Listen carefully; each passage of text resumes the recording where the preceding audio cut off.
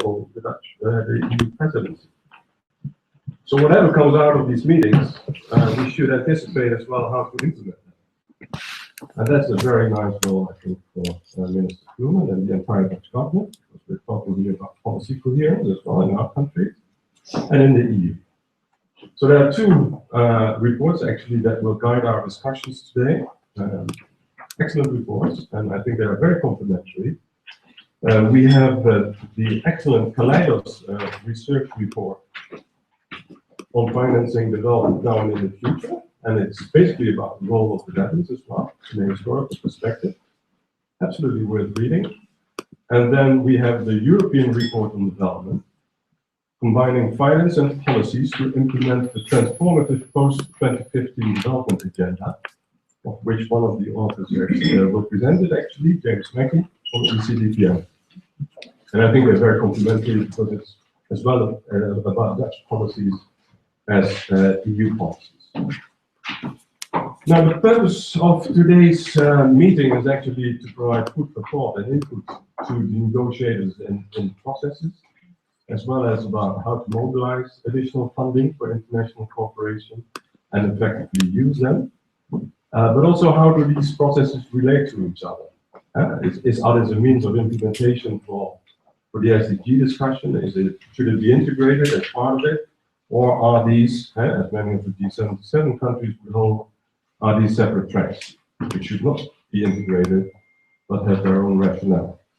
So all these kind of questions are on the table today, and so as to give us some policy relevance, we have actually asked Koen Davidsen, the chief negotiator of the Dutch government in these multilateral processes, to attend as well, and he will be there later, and he will give the first reaction and to the recommendations and how we could effectively use them in designing further Dutch policies and EU policies. So if it's today beyond aid and about new approaches to ODA, I would like to start with a scene setter, which is a video. And please, can we run the video now? And then following that, we will have Partos setting the stage even further. So, in 1970, governments made an international agreement to spend more money on development for poor countries. Since then, the world has changed a lot. Many countries develop themselves economically and are no longer labeled poor. The number of people living in poverty halved, less people are dying, and numbers of children going to school are through the roof. Awesome! But unfortunately, the poorest people don't really lead better lives yet. Like many others, this family now has access to primary education and basic health care, mainly financed through development aid. But they still have to work in a textile factory under difficult circumstances. Producing our clothes requires a lot of water, which people also need to survive. Luckily, it is possible to improve their lives by investing in development. Companies and community organizations can stimulate development, and you can buy fair trade products. This way, we're making sure the products we buy are more fair, and people everywhere are living better lives. That's why it's important that governments make new agreements for development now, together with the whole global community, so we can get poverty to zero in 2030.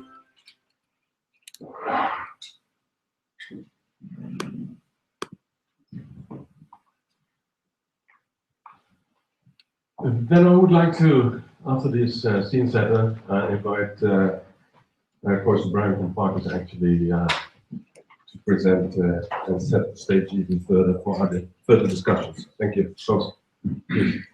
Thank you. First of all, very welcome to this expert meeting organized by Kaleidos, ECDPM and Partos. Very happy to see a broad range of experts attending. I was asked to give a short observation from civil society on the process, and I will do that from a bit of an overarching view. Let me first say something about Partos. We're a national platform of more than 100 development NGOs in the Netherlands working in development aid, but in a broad sense, from big organizations like Cordate and Oxfam who are present here, to smaller organizations, and also from traditional aid to more innovative ways of aid and collaborating with private sector, for example.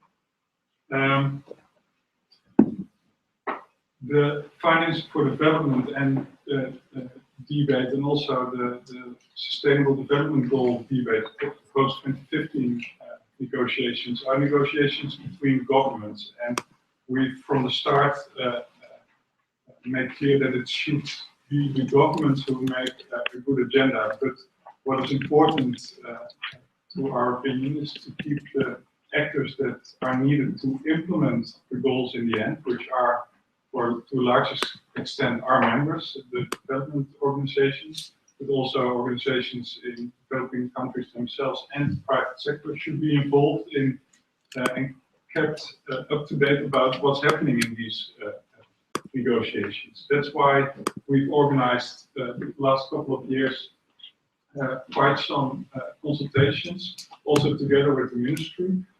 And I think that the Dutch Ministry of Foreign Affairs has done a good job in keeping the actors at the Dutch level involved. So thanks for that. These consultation sessions, also a couple of them focus on financing for development debate, and I think that will be covered today in presentations of Kaleidos and ECDPM as well. Some of the outcomes of that. In a nutshell, what is important from the CSO perspective? I think that a couple of things are important. First of all, a clear commitment from industrialized countries to development, and that indeed also means the 0.7% of GDP commitment to ODA, which, as you all know, in the Netherlands now last year's is not, unfortunately, not the case, and still severe pressures on the ODA budget are hanging above the market. Most recently, because, for example, the first year cost of refugees coming to the Netherlands, which could mean a further cut in other development spending in the Netherlands. Domestic resource mobilization, of course, is an important one, with connected to that policy coherence for development agenda. The Netherlands and industrialized countries should not only look at what they attribute to aid to developing countries, but also look at what national policies, what effects of national policies are to developing countries. And taxes are a clear one in that, but also, for example, debt situations. And another one I want to mention here is transparency and a clear division of efforts.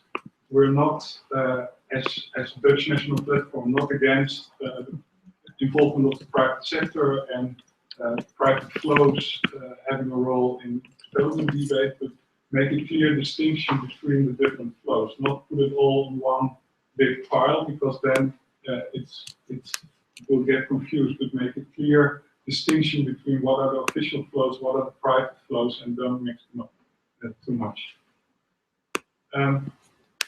I see a couple of members in the room who have quite some expertise on the field as well, so I'm sure they will add to this later in the debate. Good, thank you so much for elaborating on the views of organization for civil society and development. You said this is basically a government agenda. Huh? But yeah, please. And so just one question. Yeah.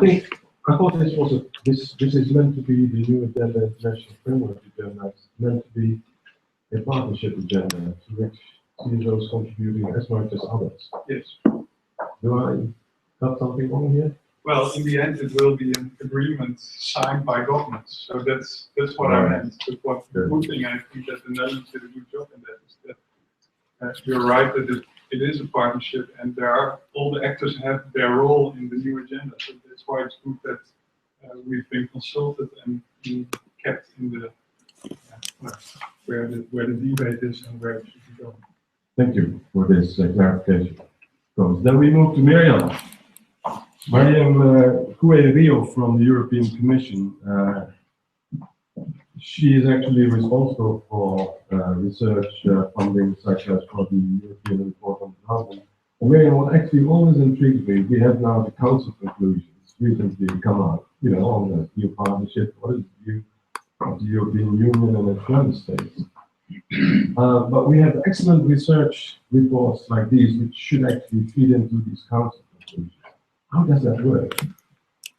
How is the interface working between between these thought leaders drafting beautiful reports and political process merging and blending into Council conclusions with 28 members, 27 members in the European Commission? Well, I hope it does work in events like this. For instance, Good.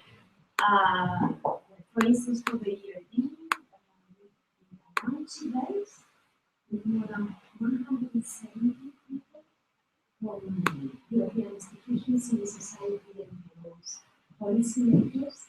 We then went to New York with the report as well. Yeah. And it was presented there in the negotiation of the post-2015. With the European Commission. Yeah. Yeah. Yes. Yeah. We are also trying to present the report in others to the negotiations. So that's the way in which we hope that the research is taken into account. That's being presented as the very least of the negotiations. Now, you're from the European Commission, but has the European Council sufficiently listened to you and the European Commission? Well, the European Commission is actually very happy with the Council conclusions in terms of crisis, and we were not so sure that the agreement, for instance, of the 0.7%. So frankly, we are not only happy because of this 0.7, but also actually because of the recognition of other types of growth, and of the board policies and other ways of Yeah. There was one intriguing phrase in the Council conclusion, and that was actually that others is seen by the European Union as means of implementation, which should be integrated in the post-2015 agenda. Is that a universal view, do you think? I haven't gone through the 23 pages Oh, you of haven't? the Okay, points good. of the document. Then it may come up later.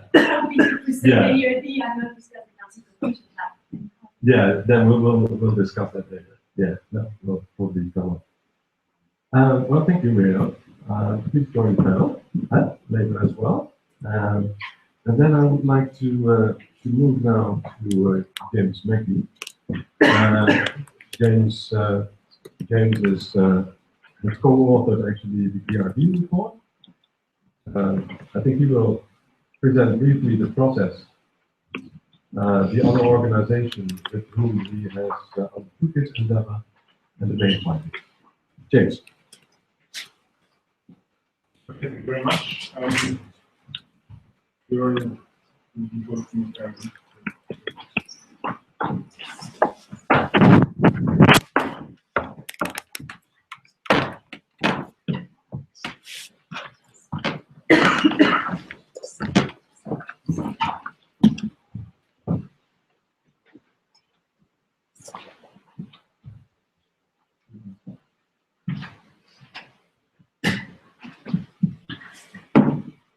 Here we go. Sorry, excuse me for that. My name is James Mackey, as I was just explained. I'm just one representative of the core team from the ERD, the European Report on Development. Our team leader is Dr. Willem from ODI, and in addition, there's Peter Wolf from the German Development Institute in Bonn, and Luca Cazzelli from the University of Athens, and finally Debapriya Bhattacharya from the Southern Voice on NCDO, which is a network of Southern think tanks. So quite a number of organizations brought together to work on this, and something like 25 researchers. I think the first 2 points are fairly well stated already. We are at a crucial moment in the development agenda, and the Addis conference is on us. The broadening of the agenda to include the SDGs is obviously an enormous challenge, and we're no longer talking just about social development agenda, but the other two aspects of sustainable development. And the ERD, the European Report on Development, is basically an initiative of the European Commission, but also is the funding of 4 member states, the Germans, the French, Luxembourg, and Finland.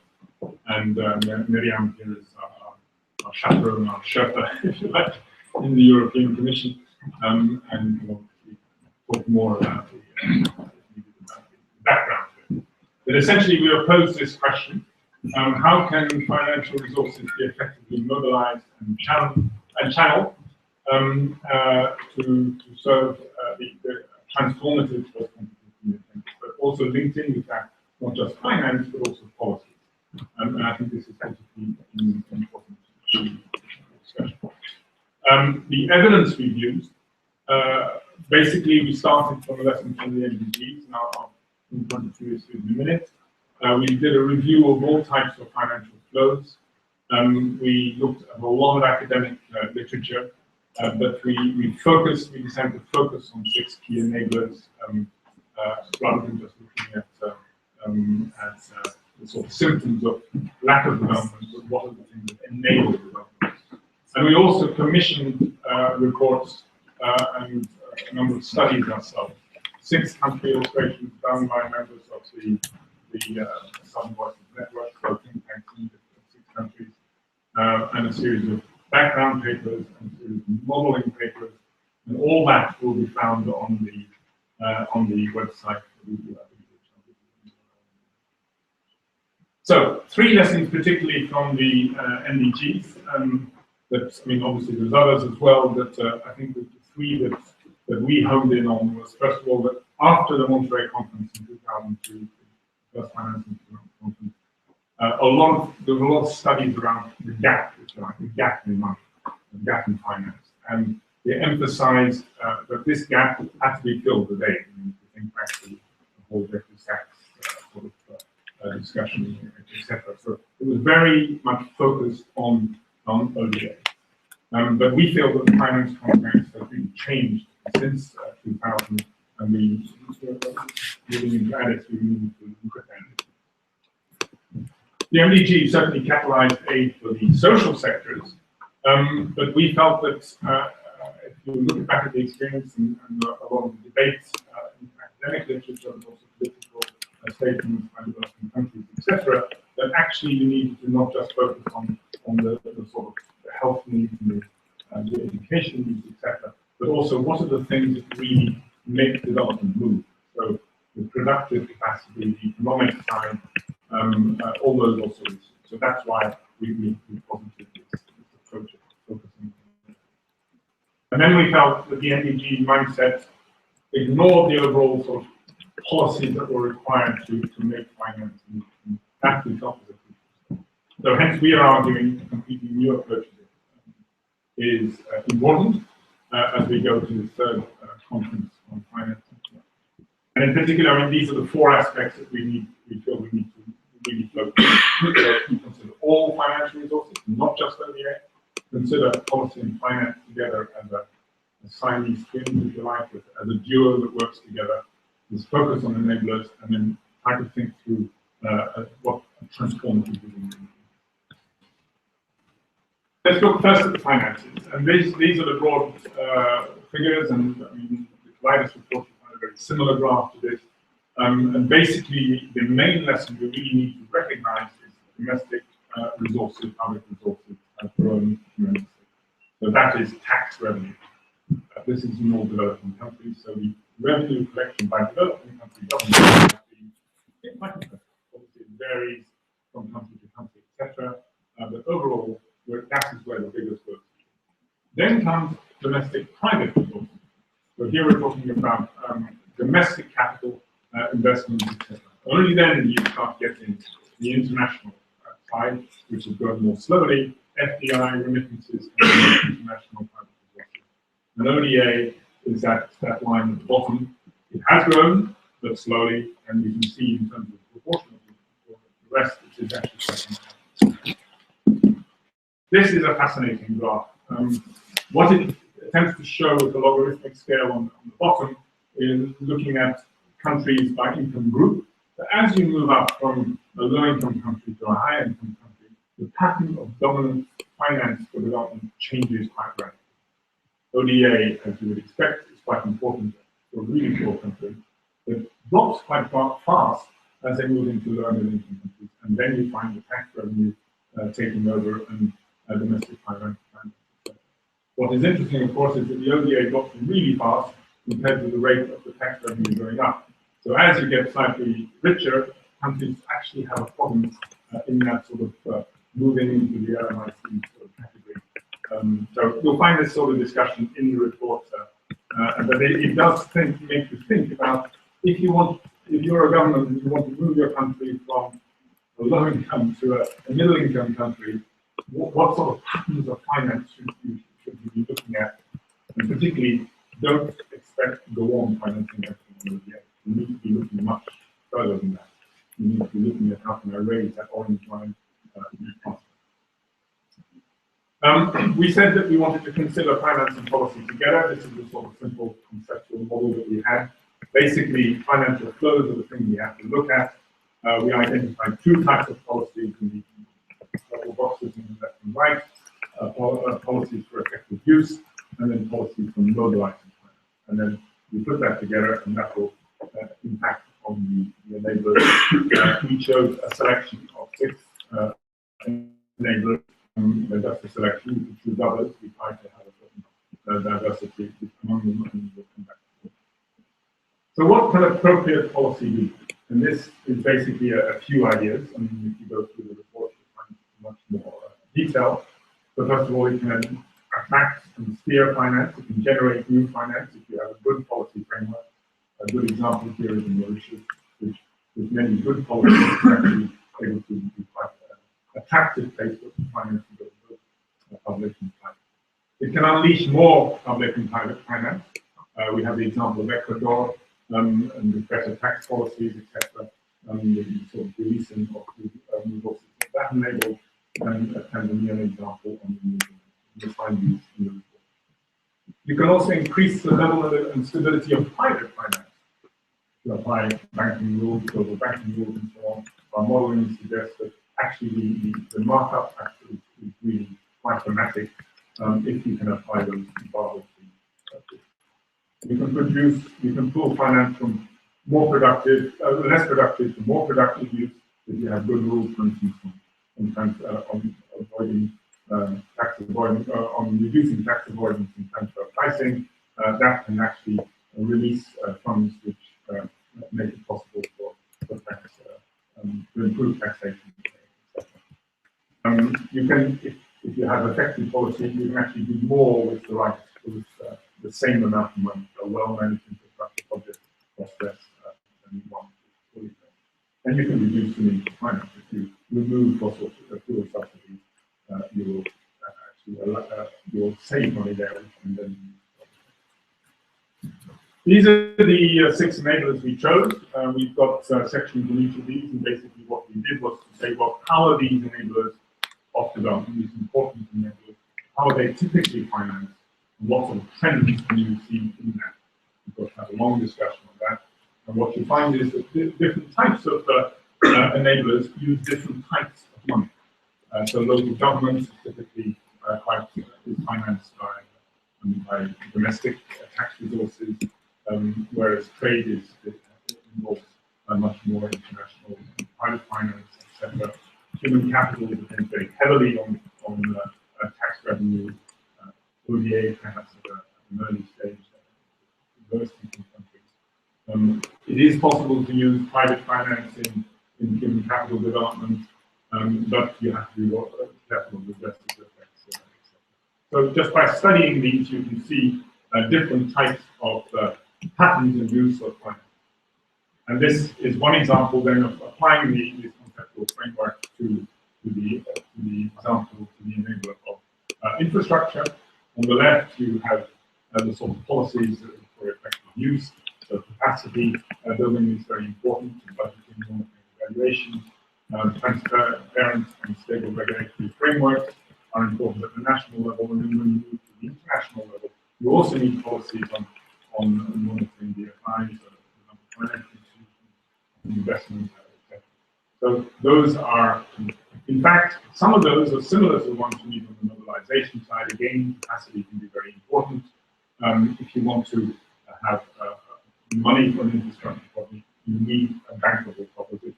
Of course, the African Development Bank or some of the big development banks, one of their biggest problems is not enough bankable propositions. So they're looking, you need to keep up the capacity. Again, regulatory framework is important, and at the international level, you can provide guidance, etc.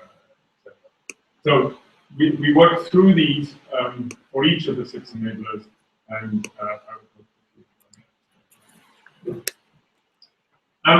finally, on the transformative post-development vision, if you want to institute that, if you want to promote that, we see 4 steps as particularly important.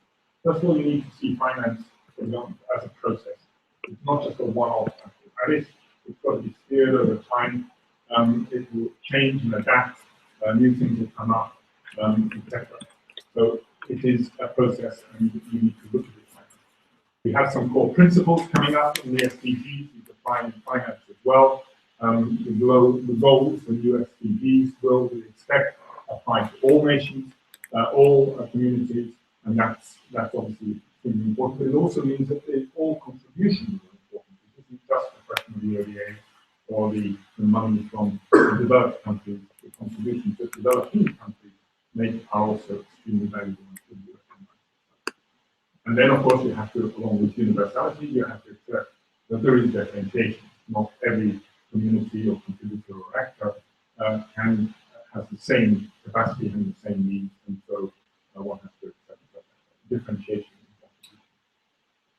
We also, I think it's very important to have these multiple actors. We can see from the types of finance we're talking about that there are many actors involved. They need to somehow be involved. We were talking about it earlier, close to transparency factor. Governments will sign the agreement, but there are contributions of many others that need to somehow be involved. And so obviously, a monitoring and accountability framework is extremely important. And that also feeds back to keeping this as a process. You can't, it's not just a one-off agreement that's required. It will have to go on being monitored, and accountability will require so that you can manage the process. Let me just say a few words about the colored country illustrations. These are not summarized so much in the executive summary, but they are fascinating, and I would encourage you to read them. They are separate reports on each one for themselves, but they're also summarized in the main report. We draw many lessons. So we've chosen these 6 countries by a process which trying to basically select countries of different levels of income, but also countries where things are actually moving, where transformative change was taking place. So they're not countries which are really desperate stories. They're countries with actually quite positive stories. And I was in New York, as Miriam was referring to last week, and the Undersecretary General for LDC said, "Oh, this is wonderful. You've got 2 islands, small island state. You've got a small island state. You've got a landlocked state. You've got 2 LICs. Perfect. All the different countries."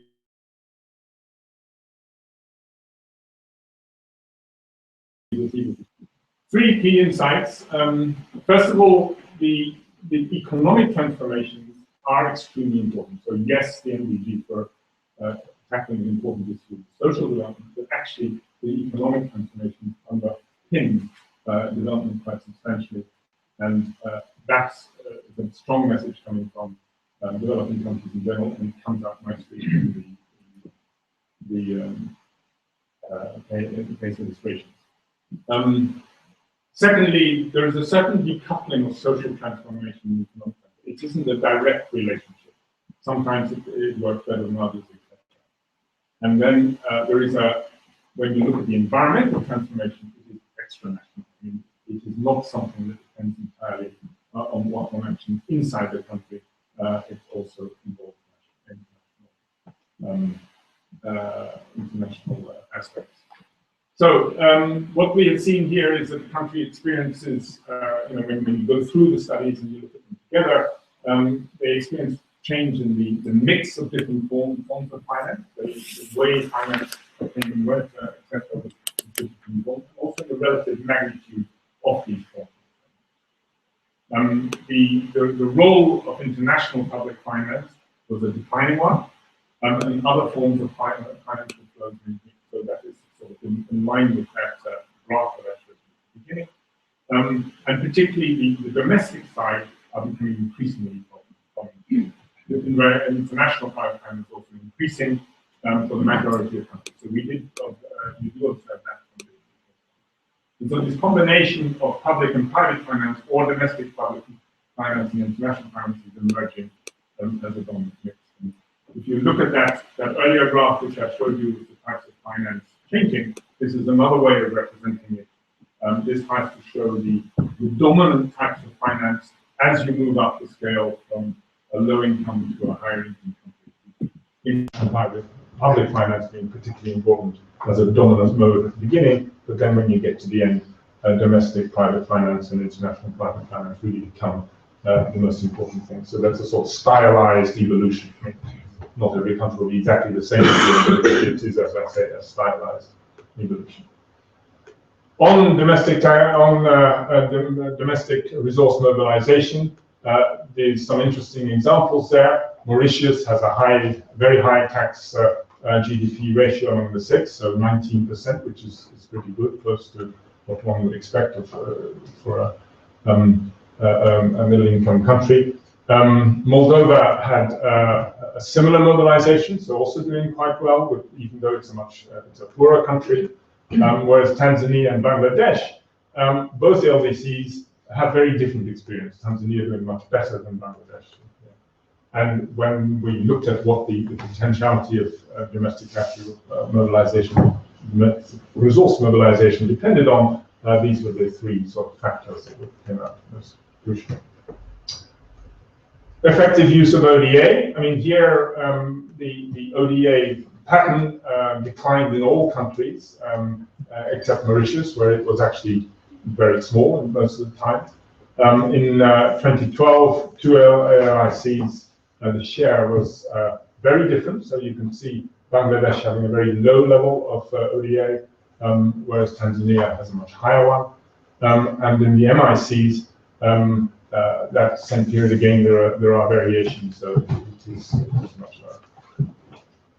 And obviously, even also in the level of aid dependence varied, and the fact that you have a low aid dependence does not necessarily mean you have a higher tax GDP ratio. So there's some very interesting sort of differences of experience there in these different countries.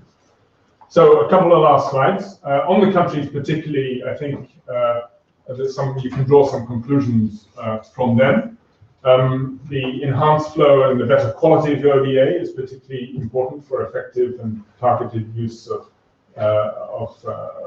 tackling the enablers. The greater use of blended finance comes out quite importantly, and all of the countries were looking at that quite a bit. Enhancing the enabling domestic environment, regulatory reform, the rule of law, strengthening national capacity, the institutional setup, a national consensus on the use of tax for public services, etc. All these things were particularly important in moving things forward. And then the importance of complementary policies at the international level for things like stopping illicit financial flows or transfer pricing, etc. overall, my last slide, I think the three policy messages in the ERD, and you'll find these at the end of the executive summary. First of all, this point about the pattern of finance evolves over time, and we need to look at that we need to be conscious of that, not just assume there is one type of finance, but it involves the levels of income. Sorry, not right. Don't want to put that as well. So an integrated approach in that sense, looking at all types of finance over time is important. Secondly, we feel very strongly that, or we conclude very strongly that policy matters. So it isn't just about money. You also have to look at it in terms of the question in terms of policy. So we would hope that the Addis conference took both into account and didn't just focus on financial levels. And that you have to articulate that both at the domestic level and at the global level. And then thirdly, the accountability and participation is needed in terms of the longer term process, etc. And so at the bottom here, there's just three examples of this joined up thinking. You have to look at getting more tax revenue, but also better expenditure frameworks, etc. More access to finance, and better terms to access it. Aid for trade, as well as international trade. So thank you very much for your attention, and there's the URL where you'll find the whole report. There are also copies outside for your attention.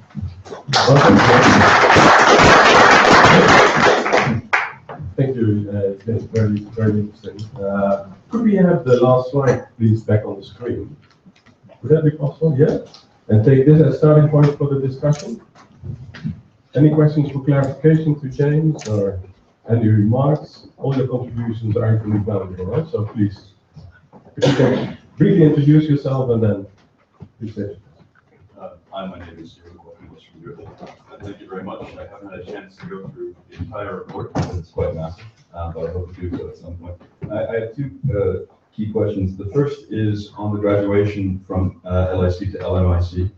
I mean, a lot of the reason the ODA goes down is because they have reduced access to concessional resources. Basically, grants dry up and loans increase. And if you look at, I think, the most recent IMF report on LLDCs, the largest source of public debt in many LICs is concessional resources, so concessional loans. So that kind of dries up. And I was wondering if you also looked in the impact that other policy considerations have on the graduation process, such as LMICs no longer have pay preferences that LDCs and LICs benefit from in terms of quotas, in terms of access.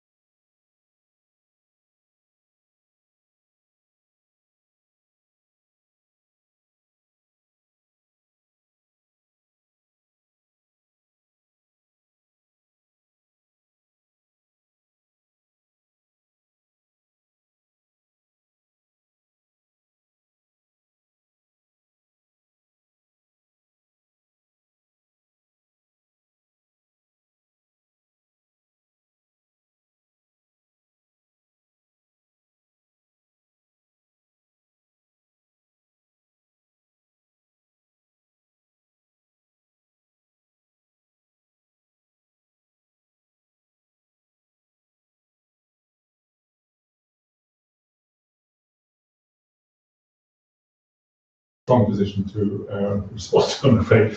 But we did do modeling studies of the evolution from the low income to the LMIC and trying to adapt a number of factors in that. So I think that's probably the thing you really need to look at in most depths in that. On the Mauritius tax avoidance policy, I mean, it's a question. When our prime focus was looking at the Mauritius's attraction of finance, whereas you're talking about it's actually moving out of finance, and I can't say that well, personally, I'm not aware that we picked out that point very strongly, but I would have to go back and check. Okay, there we go. Yeah. Yes, You thank can you. go back and then it's you. And my name is Peter Ras. I'm working for Oxfam London.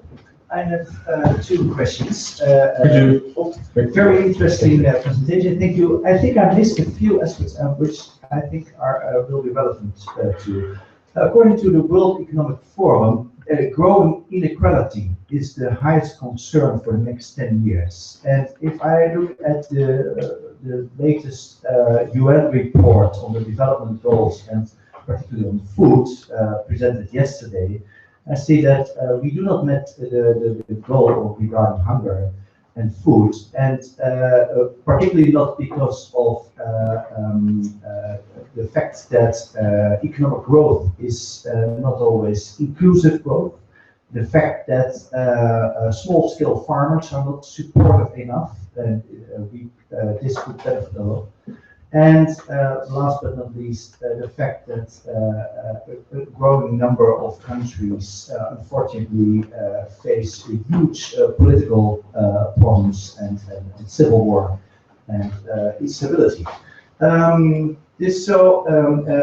the emerging economies and inequality, I think we still face a huge issue, and the growing instability because of insecurity is a huge issue too. Last but not least, the role of civil society. I missed it in your story. Okay, thank you. Thanks. Well, I think the civil society, I did refer to the fact that we need multiple actors. I didn't specifically mention civil society, but you will find that there's a lot of discussion on the role of civil society in the report. So that, yeah, I mean, it's clear that this is not just about governments, it's about contributions from all sorts, private sector, civil society, etc. Not necessarily just in terms of the money, but also the policies and the enabling environment, the monitoring framework, the accountability, watching that things do move forward, etc. I mean, there are roles there as well which are important.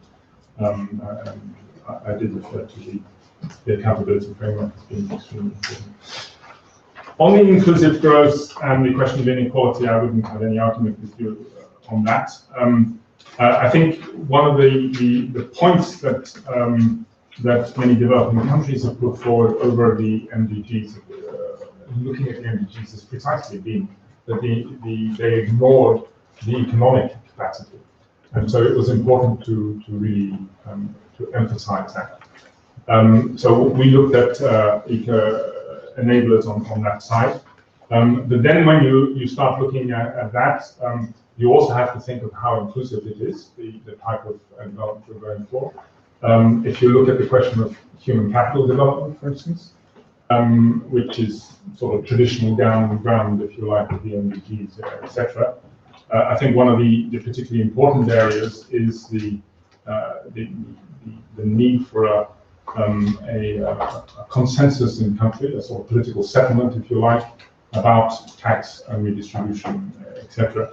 And that is where you will get the more inclusive type development. You will be supporting, if you can get the consensus, you'll be supporting social development, social protection patterns, etc., so that people get into jobs, but then they don't fall out of them as soon as they get ill, etc. So that is covered quite extensively. And yes, your final point was about fragility and security. I think there we haven't spent too much time in looking just at fragile countries specifically. I mean, none of the cases were of that nature. I mean, what we see is that there are a growing number of countries moving from the least low-income countries into the middle-income groups. But that does leave behind a number of countries which are severely affected by security issues, etc. And those will need special types of policies, etc. But again, the role of policies as well as the money is very important. Typically, the lowest income countries will be the ones that do continue to need. We like your taste of music, by the way. typically, those are the countries which will make most use of ODA, and one would expect, I mean, that's where ODA becomes very important. It's a precious commodity, if you like, ODA, and really needs to be focusing there. But you also need to use ODA in a more catalytic fashion, perhaps, in countries which are beginning to move up and which want to, perhaps to improve their tax revenue capacity, etc. Can you put ODA into that rather than expecting to provide social development, social programs on the long term, which is not sustainable? Okay, before we move to the next presentation, the Kaleidos report, we have one final question. And please keep your question because we have a larger discussion later following. Thank you. My name is Magnus Manson from the Kaleidos Foundation. Thank you for a very interesting presentation. Just one observation. If I was to be a government official having to take a decision on where to spend ODA, what would your recommendation be?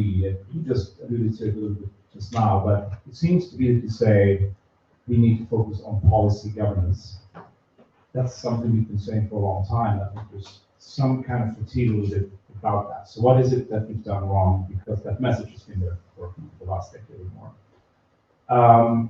And then two more specific questions. If you look at interest rate situations, realities in these countries, why is it that the interest rate in Uganda or Tanzania is between 17 and 20%? And what does that do? Why is it there? What can you do about it? And then secondly, on the convertible currency dimension, the currency risk dimension, how do we cope with that? Because I think most of us who are involved in development finance to make sure have done deals know that that is the biggest risk. It's the currency risk. If you can't do it, it's the big elephant in the room. Yep. How do we make that? Thanks. Thank you.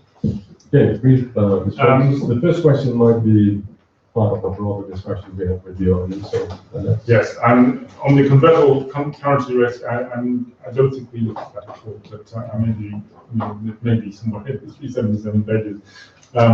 You'll find something on that, but I certainly wasn't involved in that discussion. Equally on interest rate variations, that is something I think we factored into the modeling studies and you find conclusions of that, but again, that's not my area of specialization. On the question of governance, yes, I think you're right to say that we have that the global community has put emphasis on governance. I mean, we're looking at this in a broader way, if you like. It's not just that we want good governance.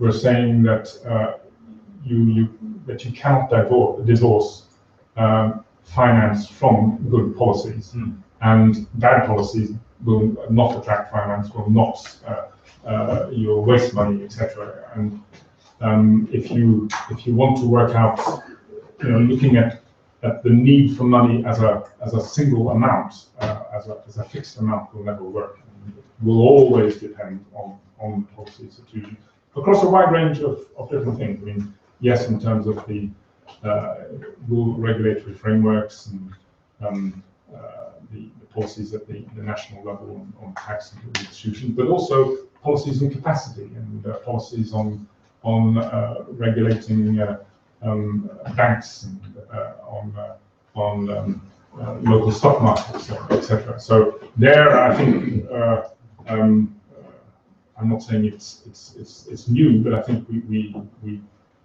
looking at the evidence, it's patently clear that that's what you need to really focus on. And if you are a developing country, how would you use ODA? I think it will depend very much on what sort of other sources you have. I mean, in the longer term, you want to decrease ODA and you want to increase other sorts of finance. Can you use ODA a bit in a catalytic way to actually help you increase other sources of finance? If you improve your regulatory framework by using ODA to do that, will that bring in more capital, for instance? That may be a good catalytic way of using ODA. If you're really short of capital if you're really short of finance for social development, and that is for a really poor country, then I can well imagine that you will go on using ODA in the social sector, but recognizing all the time that that is not sustainable, and you need to find ways of replacing it with other sources of finance as quickly as possible. Let's come back to this broader issue in the discussion we are following today. Then I would like to Thank you, James, very much for the presentation and contribution to the discussion. James, thank you so much. Ladies and gentlemen, Ries Kamphoff is international researcher at Kaleidos, and he will now present the Kaleidos report, Financing Development Now and in the Future, and especially interesting to hear what are the implications for the Dutch world. Okay, good morning, everybody. My name is Ries Kamphoff. I'm indeed the researcher at Kaleidos Research. Just a short word on Kaleidos Research. As you see, it's part of NCDO Foundation. We are kind of the research department of NCDO, and we focus on global issues and the relation with the Netherlands. And we use qualitative as well as quantitative methodologies also in this study. I'm also just one of the authors. Also, Gabi and Evelien wrote on this report. They are also in the room. So I hope we can cover almost all aspects of the questions you will ask. And indeed, it's a complementary report to the others, to the ECDPM and also to COAS. As I already expected, they have a very good overview of the global agenda and the international financing context, and they also pointed to the universality of the new agenda. So I will zoom in on the Netherlands here. I will just give a 10 to 15 minute overview of our report, so it will be quite quick. But of course, you all have the report to look into other questions you have. I'll first shortly introduce the urgency of the report, and I will move on to the findings from the comparison of the Dutch debate with international debate. Then I will move on to the findings from Dutch survey research, and then we'll just have an overview of how the Netherlands could contribute to a new agenda. As already said, 2015 is a very important year. As Ban Ki-moon, we start our report with a quote from Ban Ki-moon that 2015 is the most important year for development since the founding of the United Nations itself. That is quite a quote to start with, of course. So the international context is already there, but as we also saw from other publications, the national debates really decide the process, the focus, and the outcomes of those international conferences. So it's very good to look at those national debates to kind of see how the international conference, what the outcome of the international conference could be like, and whether nations can indeed contribute to this international agenda afterwards. Well, the Netherlands, as you probably also following the discussion, and there's much attention for the 0.7% ODA target. And of course, because as you can see, the Netherlands is one of the better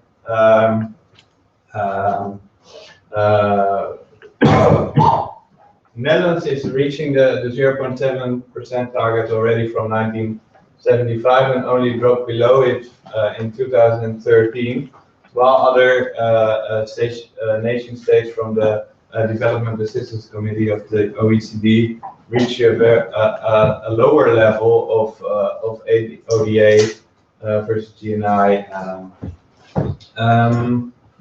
But as was already in the presentation from James, there are of course all other financial flows. This is just the international public, just a part of the international public resources, while there are also of course domestic public flows, domestic private flows, which are much more important also for developing countries now. And international private flows, there are innovative financial instruments combining all these kind of flows. So it's important to mention this. And there have been a lot of publications last year on development finance. One of the most which really entered the debate was the WRR report in 2010, but we also saw a report from the Advisory Council on International Affairs. We see here on the right Ava Bakker, who chaired the interdepartmental policy review of a new definition for international cooperation. So, and of course, we see a lot of other contributors to the debate.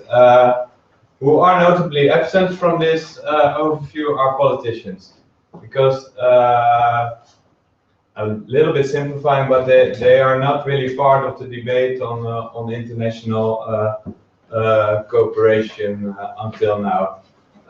So the research questions we used for this report are here.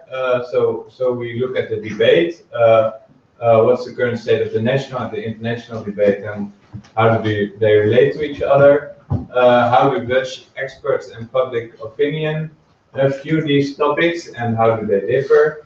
And what are the implications for the Netherlands in the future? How did we do this?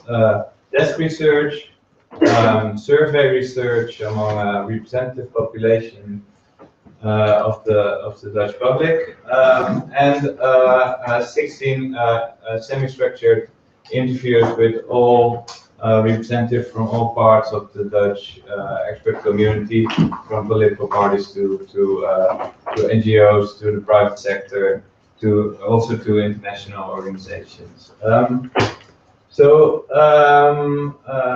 are the findings? Well, we identified 5 kind of main topics in the international debate. First of all, the goals. So we see that first of all, there was a focus on poverty reduction and economic development, which is now moving towards a debate towards global challenges like financial stability, like climate change, like tax, like global health. Those kind of issues. Secondly, financial instruments. So as you already saw, there are much more financial flows which are now important. How to use ODA in a catalyzing role. How to use kind of new forms of taxes, financial transaction tax or air levies, or all kind of those parts. Well, third, donors and recipients. There is a much more diverse donor community now than, for example, in 1970, when the 0.7% target was identified. And there are, of course, now former developing countries now providers of development aid. There are philanthropies, private sector is active, and also individual migrants in remittances, kind of upcoming donors.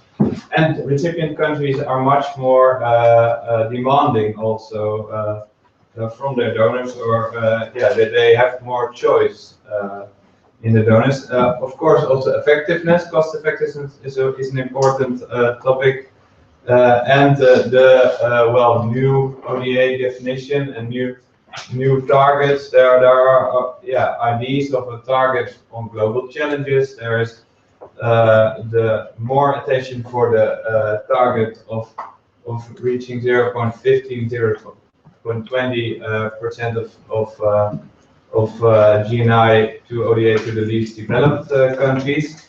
So what we saw in the Netherlands, there is especially attention for the last one, effectiveness, cost effectiveness, and the definition and target. And I also put a new, in a little bit less color, because there's especially attention for not reaching or reaching the 0.7% target.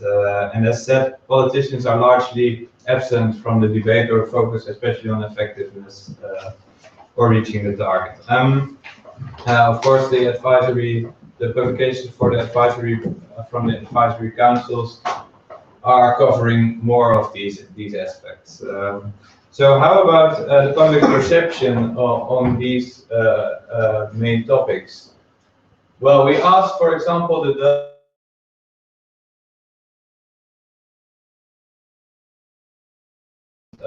Dutch international development policy, and they could select up to 3 themes.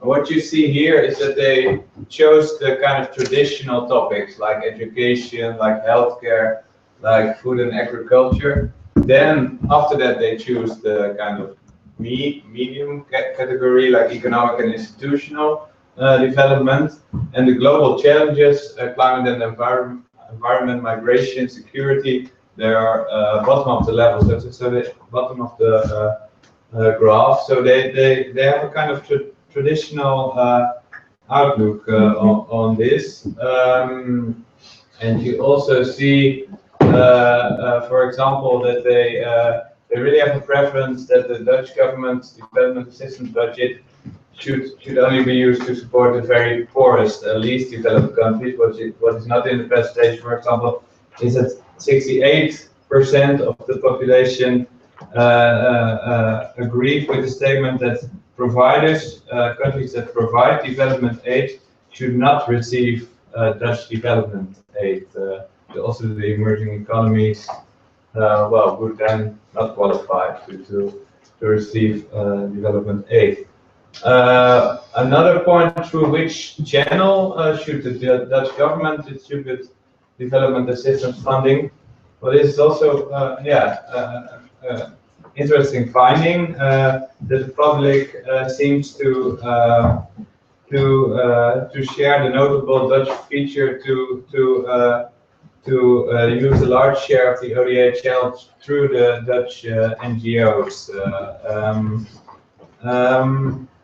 I move now on to the, of course, going quite quick, but these graphs are all in the report and more of them. So we also want to ask experts, what do you, for example, see as strengths and weaknesses of the Netherlands in development finance? Well, of course, the history of reaching the 0.7% target and of being a kind of genuine donor. That is, of course, a strength. Minister Ploemen, who really tries to make a new agenda on aid and trade, is also one of the strengths. The Dutch are kind of front runners in the field of partnerships between private sector and NGOs together, and they have a very effective evaluation process. So what are the weaknesses? Well, we see that the recipient countries, do not do have quite little say in the form and use of assistance, according to the expertly. No political debate, as was already said, and the debate that is there from politicians is especially dominated by effectiveness rather than the aims. So what effectiveness are we talking about? Because it's really difficult to measure effectiveness. But what are the opportunities and threats in the new agenda? Well, of course, it's very interesting that Minister Ploemen now is co-chair of the Global Partnership for Effective Development Cooperation. There are new instruments like the Dutch Good Growth Fund, which focuses, for example, more on domestic private flows. There is a potential positive role that the large financial sector could play. Netherlands has a relatively large financial sector. Probably these flows could also be used for development. And what are threats? Well, of course, the economic situation in Europe now, but also the combined portfolio could also be a threat, because if you only focus on aid and trade, you probably lose sight of other less economic global challenges like climate change and migration. So it's really important to keep this policy coherence in the back of your mind. How could the Netherlands be a front runner in development finance. We see three dimensions. We identify three dimensions. So partnership is that would really be important because there are many actors who should be mobilized to get all these resources. Solidarity, which is already there from the Dutch public, as we saw it, and policy coherence. So what we need is a kind of new narrative for the global agenda, which focuses on global issues, which focuses on policy, on financial coherence, and on ODA solidarity mechanisms for the least developed fragile states. So to come back to this very important financing for development conference in Addis, as you can see, how important is it for the Dutch public that Baltic countries and other countries that decide together how much they should spend on development aid? Important. So Addis is very important and is really a crossroads moment, not only for the international community, but also for the Netherlands.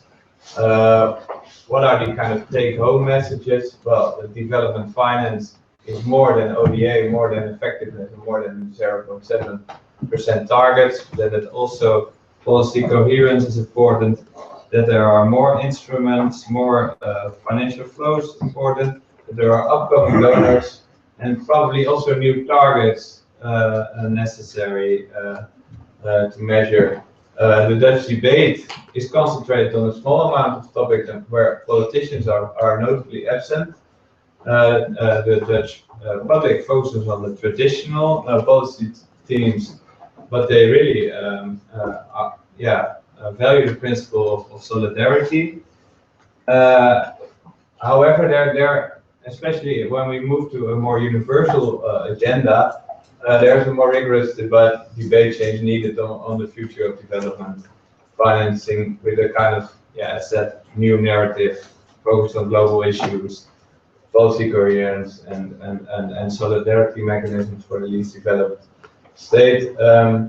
This is also in the executive summary, but we use some concrete suggestions which were also in other reports. For example, already in the WRR report, there was the suggestion to kind of start with coherence units in other ministries.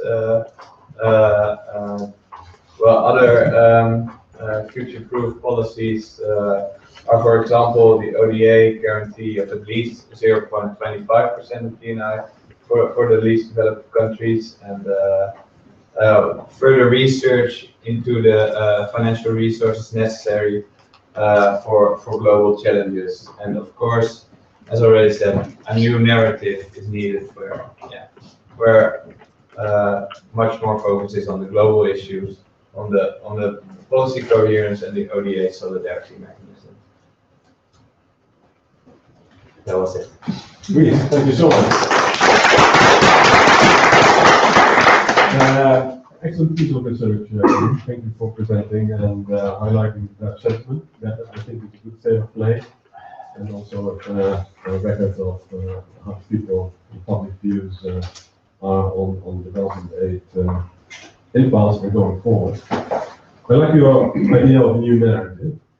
That's very, very interesting as well, and how the Netherlands could remain a front runner by tapping on partnership, solidarity, and so on and so forth. So 3 clear messages coming out of this presentation. Now it's up to you, please. We have the lady here from Gabi. Yeah. And then we go to the second. Thank you. Yeah, my name is Jantine Meijer from Gabi. I'm curious to learn how many people responded to the survey and how you reached out to them. Well, probably, Evelyn, if you would like to Evelyn?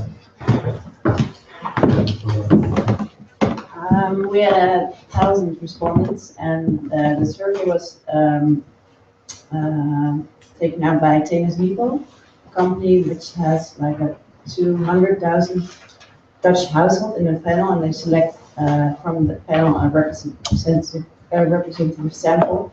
So the findings and answers of those 1,000 respondents are rated according to gender, age, education, and household size. So these 1,000 respondents make up a representative sample of the Dutch population. Okay, now that we have sorted out the methodology, what is the question behind the question? Well, I can imagine, I do think there is not so much debate in the Netherlands, not only among politicians, but overall. So I was just curious to learn whether this was a particular group of people that is more engaged with development aid, or whether it really was representing the Dutch public.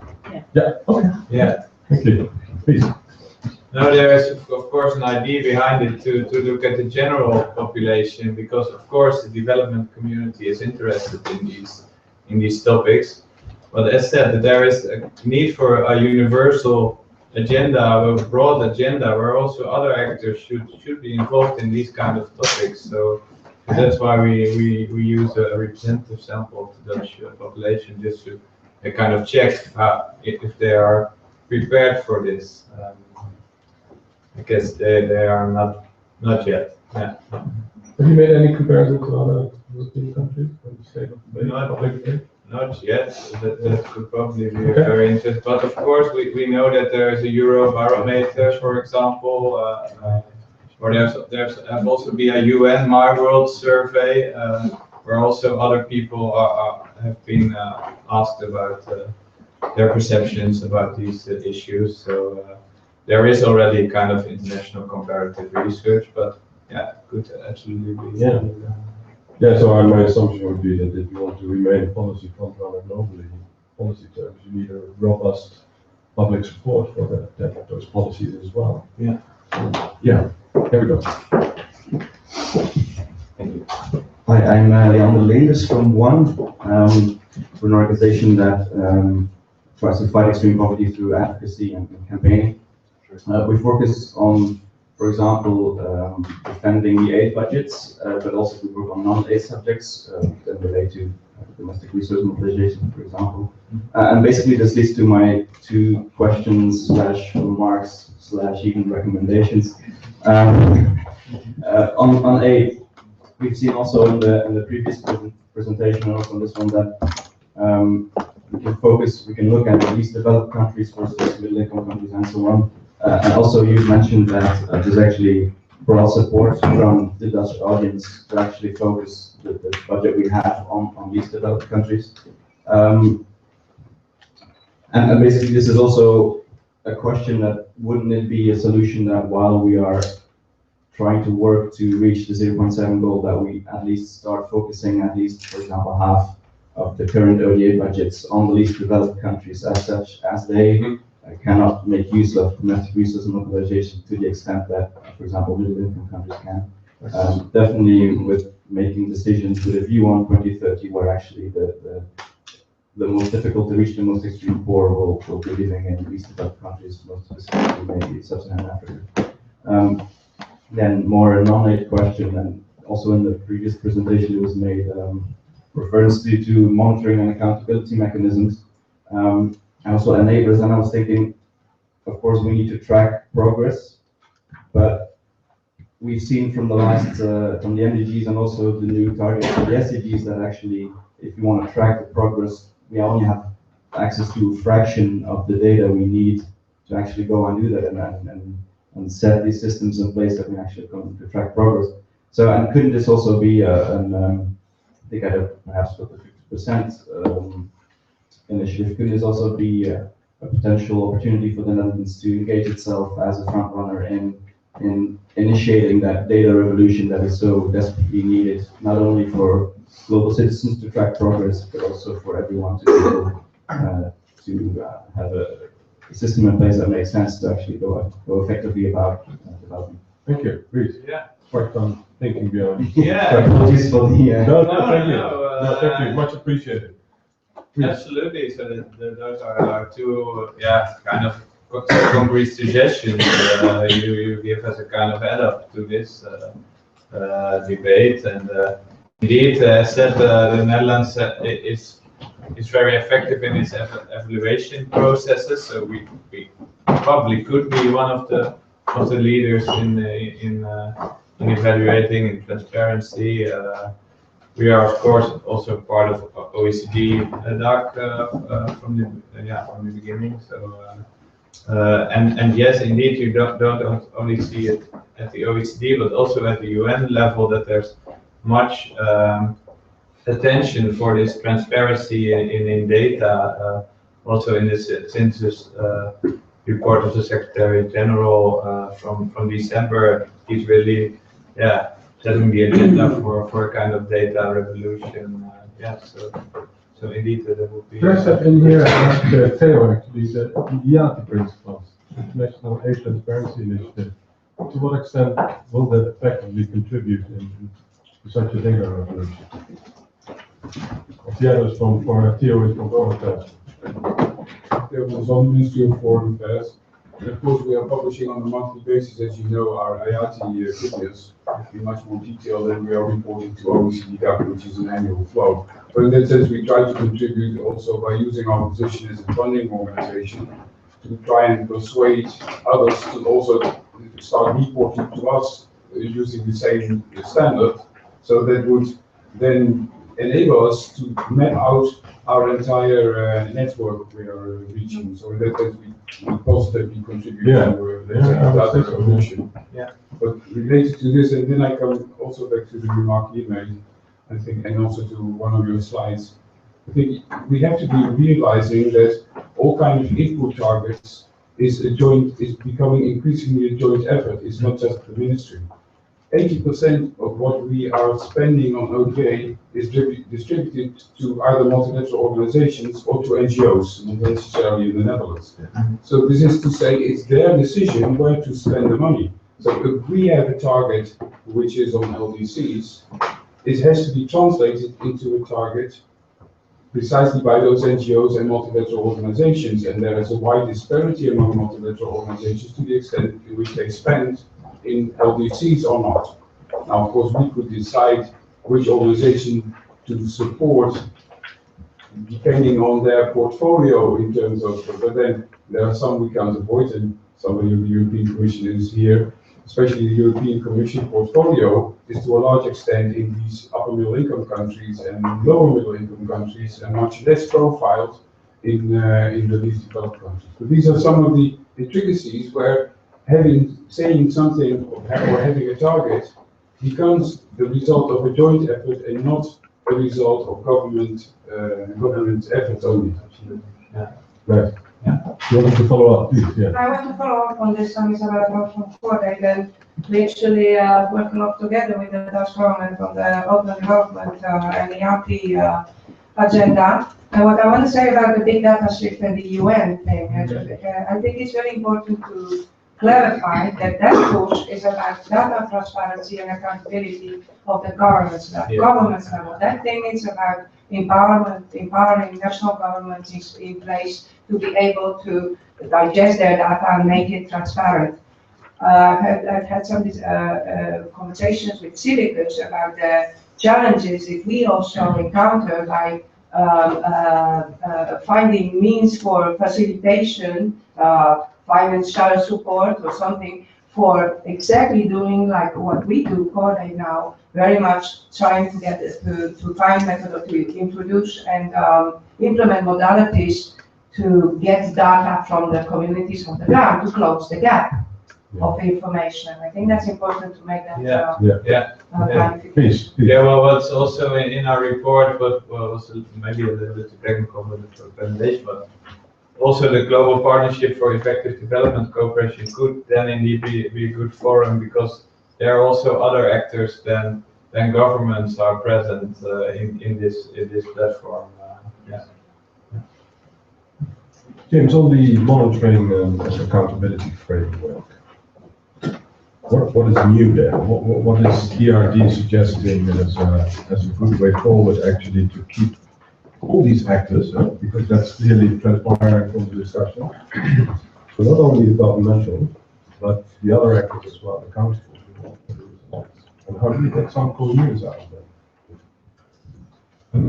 Well, we haven't gone into specific details on how to construct that, but what I think that the really important point that we're making is that with Monterey, we were monitoring too few sources of finance. And basically, we had a mechanism to monitor the ODA, but we did need to have in place systems to monitor other sources of finance. And somehow that has to be constructed. I can imagine, given that there has been this huge debate leading up to the SDGs, that energy has to be carried forward. I mean, otherwise you're going to lose enthusiasm very quickly. So somehow we have to find a way to build on that big international debate and channel it through a system. I mean, I think we're posing it more as a challenge, but as we're highlighting it as something that's crucial. Thank you, James.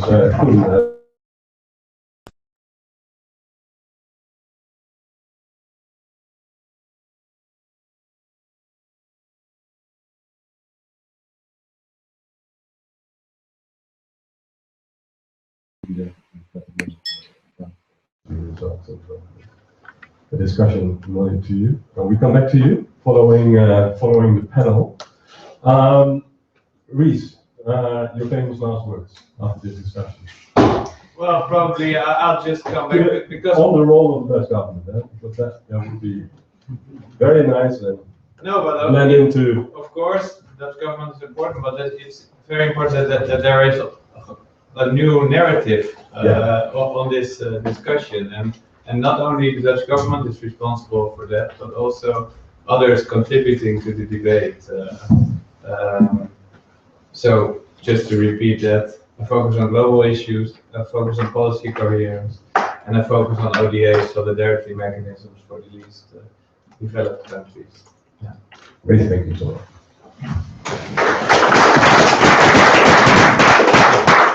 Ladies and gentlemen, then I would like to introduce and invite actually Hans Op, Professor Hans Op, please, to the panel. Jeroen Krachtenbos as well, please. Poster.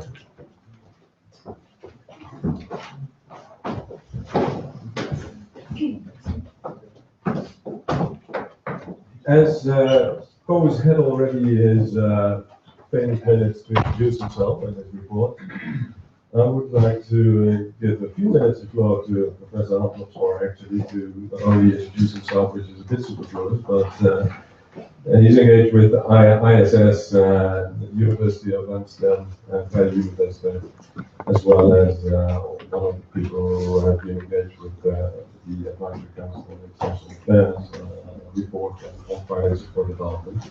And we have Jeroen as well from Eurodat, so I would like to invite both gentlemen to briefly introduce themselves, their organizations, and their engagement with the subject.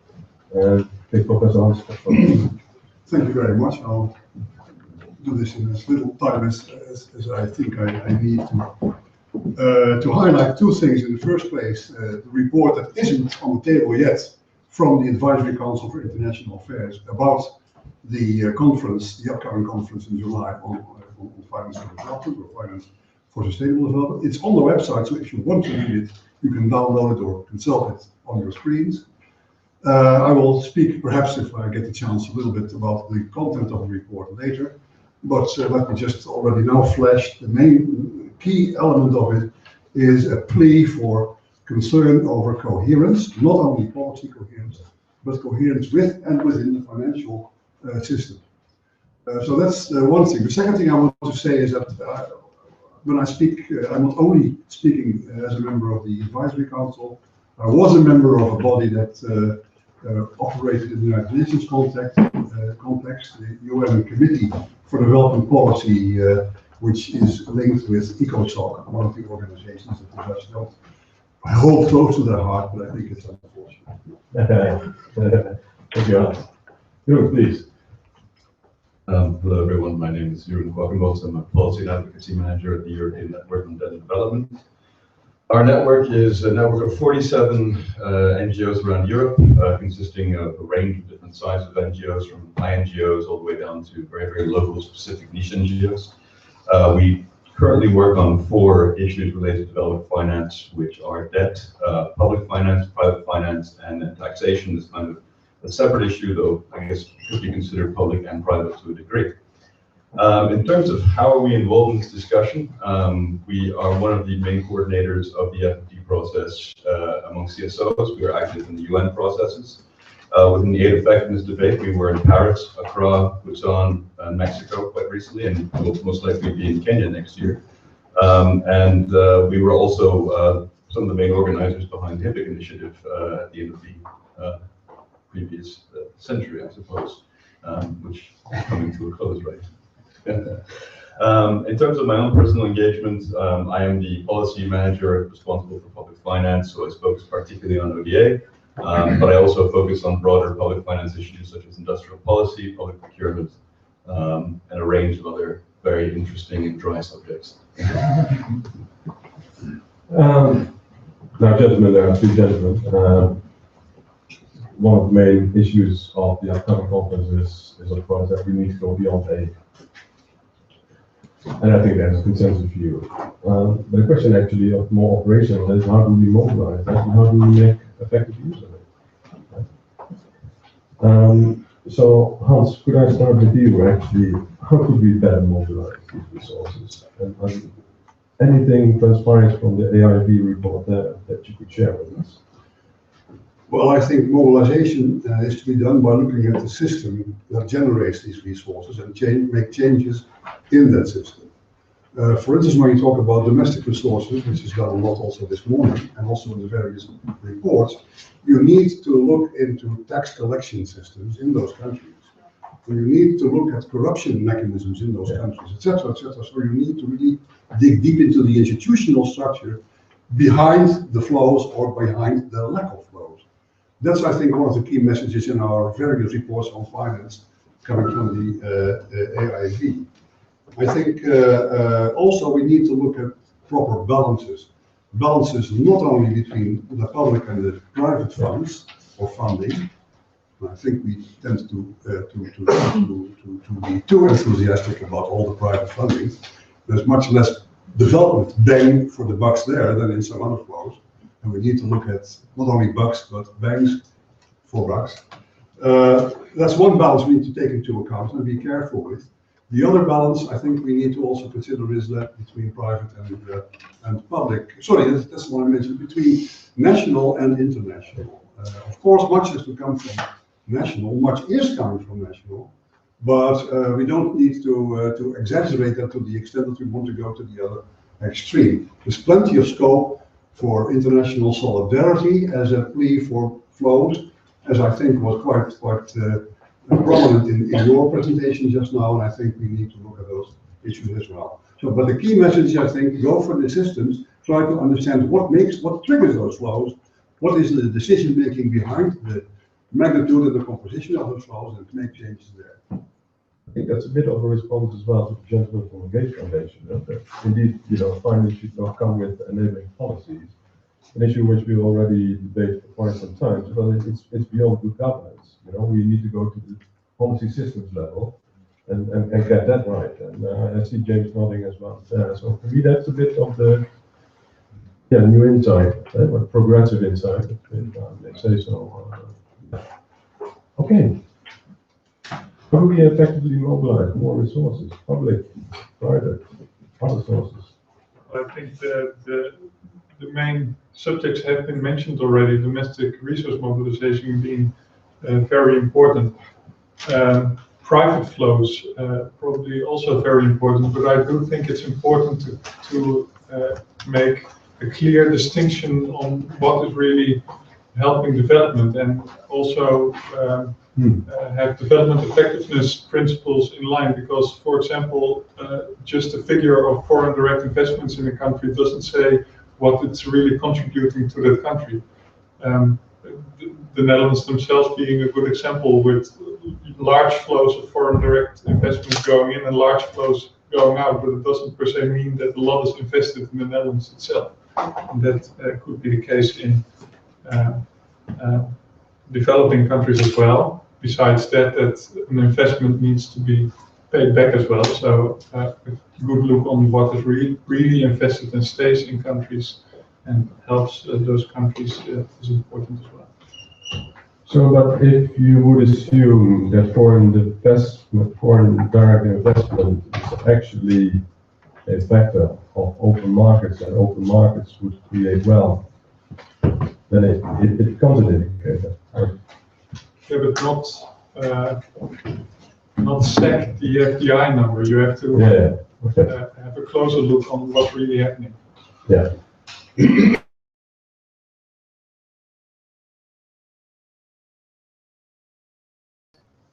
Then foreign direct investment remains relatively stable compared to the others. I find that an interesting. I think the point we're making is that yes, foreign direct investment does increase, but it isn't the dramatic increase that we often expect. Actually, I mean, viewed from outside a developing country, we put a lot of emphasis, obviously, on the external flows, what we can impact on, the ODA that we give from European countries, the foreign direct investment. But actually, looking at what is going on in the country and what can be done, for instance, to encourage local capital, local private investment. I mean, do the financial regulatory systems, the banking systems, the stock market operation of those countries. Does that encourage local domestic investment? And the extent of those is quite important. I mean, I think we need to realize that. Yeah. So from Eurodac's perspective, how can we effectively mobilize more resources? Very good question. I also want to address a little bit the beyond the ODA aspect. I think that it's somewhat partial to the ODA is just a drop in the bucket, because to a degree it is, but for the 37 or so countries where ODA makes up more than 10% of GDP, this is not a drop in the bucket. This is whether or not the health industry stays open. So I mean, I think that we cannot underestimate the importance of ODA. And I think to a degree, if you look at the debate, that we overestimate the value of these other flows. We recently did some research which showed essentially that for every single $1 that developing countries get, $2 goes out the door. And this is not ODA, this is total foreign direct investment, this is losses through illicit capital flight, and this is also just money that poor countries lend to rich countries through Forex, through foreign exchange, and through trying to stabilize their own markets. And I think that if you looked at kind of the beyond ODA figures, maybe somewhat cynically, I would argue that rich countries are a net positive recipient from poor countries. So poor countries contribute more to our development than we actually do to theirs, which is a somewhat perverse situation to be in. In terms of how do we mobilize and capitalize on I think that the domestic flows are the most important. If you look at FDI, it's a very, very small percentage of GDP for many, many developing countries. Domestic capital formation is probably the most important aspect that needs to be highlighted. And is often the most misunderstood. And you see this quite often within discussions on the role of the private sector. I've never heard anyone from civil society or elsewhere say that the domestic private sector is not important. I think everyone basically agrees on that. But the problem is that the conversation doesn't end there. We tend to focus more on how do we get MNCs, multinational corporations, to invest more in these areas. We don't need to, they've got tons of money. What we need to do is we need to support the domestic actors so that they can raise their own income levels, employ more people, pay more taxes. And as we know already, MNCs have a lot of problem paying taxes in partner countries to begin with. So I mean, the idea that mobilizing those flows would add to the tax basis is somewhat ludicrous without changing laws in Mauritius or another, even the Netherlands, which is I think ranked 39th on the Tax Justice Network's Financial Transparency Index, or lack of financial transparency. The best way I would argue to do this is probably through effective capacity development and capacity support for governments and for regulatory systems in partner countries. Now I say this, but there is a caveat in that capacity development is probably one of the most important things, and it's also one of the most difficult things to do, because since Paris we have acknowledged that capacity development is key, and we've been terrible at it. Especially from the donor side, where it's mostly been a one-sided negotiation. You guys do this because it works in our country, and usually it ends up as a catastrophe. Yeah, I think that's summarizing. Can I challenge you a bit on private and public flows, especially what purpose, and get to the second question as well, the use of ODA money actually to mobilize private investment for the public good. Wouldn't that be a model for the future? Why do we separate private flows and private investments from public? How do we use ODA to mobilize private flows? I mean, that's my question. Yeah, Because we're always constantly or target and make that private investments work for the public good. But how do we do that without basically supporting governments and creating regulatory regimes and compliance mechanisms that enable those flows or force those flows to a degree to reach public development, national development policies and national development strategies? And I mean, we're constantly discussing within this ODA private flows debate, oh, we have to be very, very careful of market distortion. The minute you use public money to support private flows, you're engaging in market distortion. I mean, we shouldn't fool ourselves here one way or another. So either we're in the business of market distortion, in which way we need to help governments distort markets to meet their own development objectives, or we're in the business of supporting our own industries in order to support our own businesses in terms of how they engage in partner countries. But we should be honest about it. That's an interesting point you make, because if, for one thing, the Netherlands would be a front runner, I would say it's supporting public-private partnerships and actually blend public ODA funds with private sector investments to make it work for development, to make it work for the poor. So this assumption that it's automatically distorting markets, I think that there could be some policy and intellectual debate on it here in the Netherlands. So it's an interesting point. Can I yes, please. respond to it? Yeah. All this framing of things as market distortions has two sides. In fact, what happens is you subsidize things, reduce risks, for instance, for investors, simply because the market itself already to begin with was distorted. A lot of ecological damage and social damage is not in the pricing system of markets. And if governments come in to compensate for that, I think they're doing the right thing. They are distorting the market, but by distorting the market, they are taking care of other ancient and old and embedded distortions that are already taking place. So I think that the jargon isn't really helpful. Yeah. And the other thing I would argue is, to mitigate some of the private sector risks by public funds to catalyze a lot of private investment. And so the market somehow leaves some voids, I would say, that could be compensated for. So that's an interesting observation. What about moral hazard in this situation? Oh yeah, there is absolutely, yeah. How much do you take on? Absolutely. I mean, it's the private sector too big to fail. Sure. Yeah, I think you see the moral hazard in the Dutch context in a way where aid and trade has been combined, which in itself is not per se a bad thing, but where national economic issues come to the above the waterfront, so to say. With, for example, the Dutch Good Growth Fund, which is outside official ODA and maybe later will be attributed to ODA, but 2/3 of that fund is focusing at Dutch companies and their needs in international trade, where 1/3 is focusing at local SMEs, and I think that is the focus we need when looking at the private sector. Look at local SMEs and also encourage our own SMEs instead of the MNCs to engage in international affairs. Yeah. Fair point.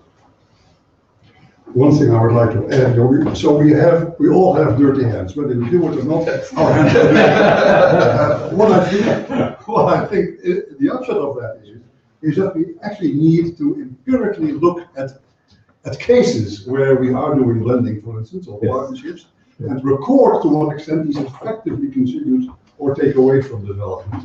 I have a best practices sort of mechanism. I believe the European Union is already doing part of that work. Systematically look at examples and see to what extent they're effective in net terms might be a contribution here. So you advocate, Hans, more of a pragmatic approach rather than an ideological approach. Yeah, that's consistent with getting away from the rhetoric of market failure. Let's just look at these things and see what they do and don't. Yeah. I would be happy to hear Koen's reflections later on. I already noticed some interest there. Yeah, Cor. Yes, okay, thank you. Do I need a microphone? I don't think so. Is it on this subject? Because Yes, yes, Okay, yes, it's please. very much on this subject, Okay, please. because it's not so much for us, where we try to also cooperate with the private sector in a clever way, due diligence, yes, and all that. The question is not so much whether this blending thing is good or bad. The question is, for me, the sustainability of it, because what I heard also last week in another review, it seems that that over the past couple of years, only 7% of these kind of schemes have actually produce sustainable outcomes. And when I speak to some big private sector actor from the north who wants to do actual things, also community focused and this and that, he says, yeah, but the sustainability of such private-public PPP schemes is one of the biggest issues. So, okay, not a big drama to use the ODA as catalyzing, to suck up the first loss, risk guarantees, things like that. But what we would like to see is some measures that would make it possible to have the activities on the ground, the businesses on the ground, the jobs that are created on the ground, and all that sustainable on the ground. Okay. Clear message. I would like to move to the third question, and let's keep this in mind, this idea of when you work with the private sector, how sustainable are the outcomes. What role should actually the Netherlands play in the process going forward? What do we expect, and what do the panelists first of all expect from a country which has always been a front runner in development aid, not only in terms of financial flows, but also in terms of thought leadership, in terms of M&E. It has embarked on a number of new approaches as well. It has merged now trade and aid, the first modest step towards policy coherence with a unified political responsibility. But what can we do going forward in this new international cooperation agenda? How do you see the role of the Netherlands evolving? And any provocative thoughts to be given to Koen, actually?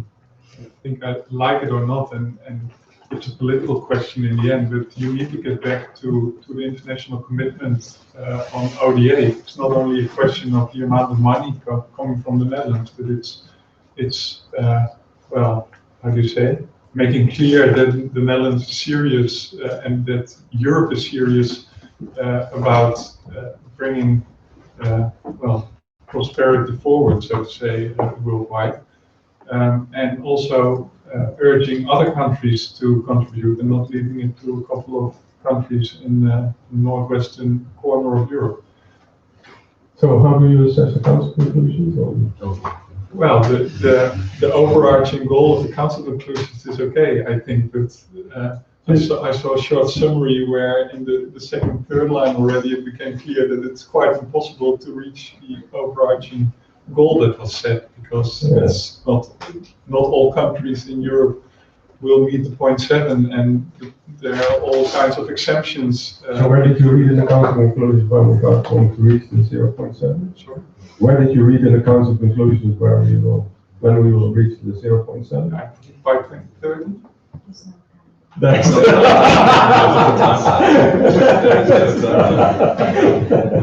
okay, Hans. Well, the fact that there is no timeline yet doesn't mean that we should give up on timelines. Yeah. So that's one thing. And I think we ought to stick to the notion that whatever the percentage is, but out of solidarity arguments stems this notion of solidarity taxes and so on and so forth. And I know it's politically absolutely not done to say these things nowadays, but I believe if you want to have a provocative statement, we should continue to make those statements. Yeah. So the original rationale behind the 1 or the 7% GDP still, in my view, stands. Certainly, if we extend the idea of development beyond poverty eradication to the issue of global public concerns or issues of common concern, as they were rightly called this morning here in this audience. If we do that, we have good grounds to help others to help ourselves to do things in the area of climate change, mobility, migration, and so on and so forth. So I guess we need to not shy away from looking at these things in deeply political terms, even though at the moment we know that the political climate runs against that. I don't care. In fact, politicians say they care, but they don't really care. There's much more support for development cooperation in general, and it's stable amongst the Dutch population than politicians seem to understand. So we need to take this message to the politicians and make sure that they go for these kinds of more idealistic messages, I think. Hans, but if I look at the findings of the Kaleidos report, then it clearly states that the public is only endorsing development cooperation going forward if it's targeted towards these developed countries. Of course, there are lots of ifs and buts. Yeah. Effectiveness, least developed countries. Yeah. Well, the latter is, in fact, I sympathize with that very much. Our own committee in the United Nations basically works for least developed countries, for instance. Yeah. But when we extend the notion of development to at least be adjacent to issues of common concerns, such as climate and migration, those happen not to be very popular amongst the Dutch population, by the way, as the figures that we showed demonstrate. But if we extend it to these kinds of things, then I think politicians need to take the responsibility and extend this message. It is important to look at these things in our own long-term interest, and that we share this long-term interest with the population in African countries. But in a new narrative, would you agree with that? In a new narrative, yes, absolutely. And the narrative ought to not shy away from having inside some interest, long-term interest arguments, but also idealistic arguments. Yes. Yeah. And to add to that, I think it's... Before you continue, I would like to ask Jeroen actually. Jeroen, this is your time actually to be at the Dutch government.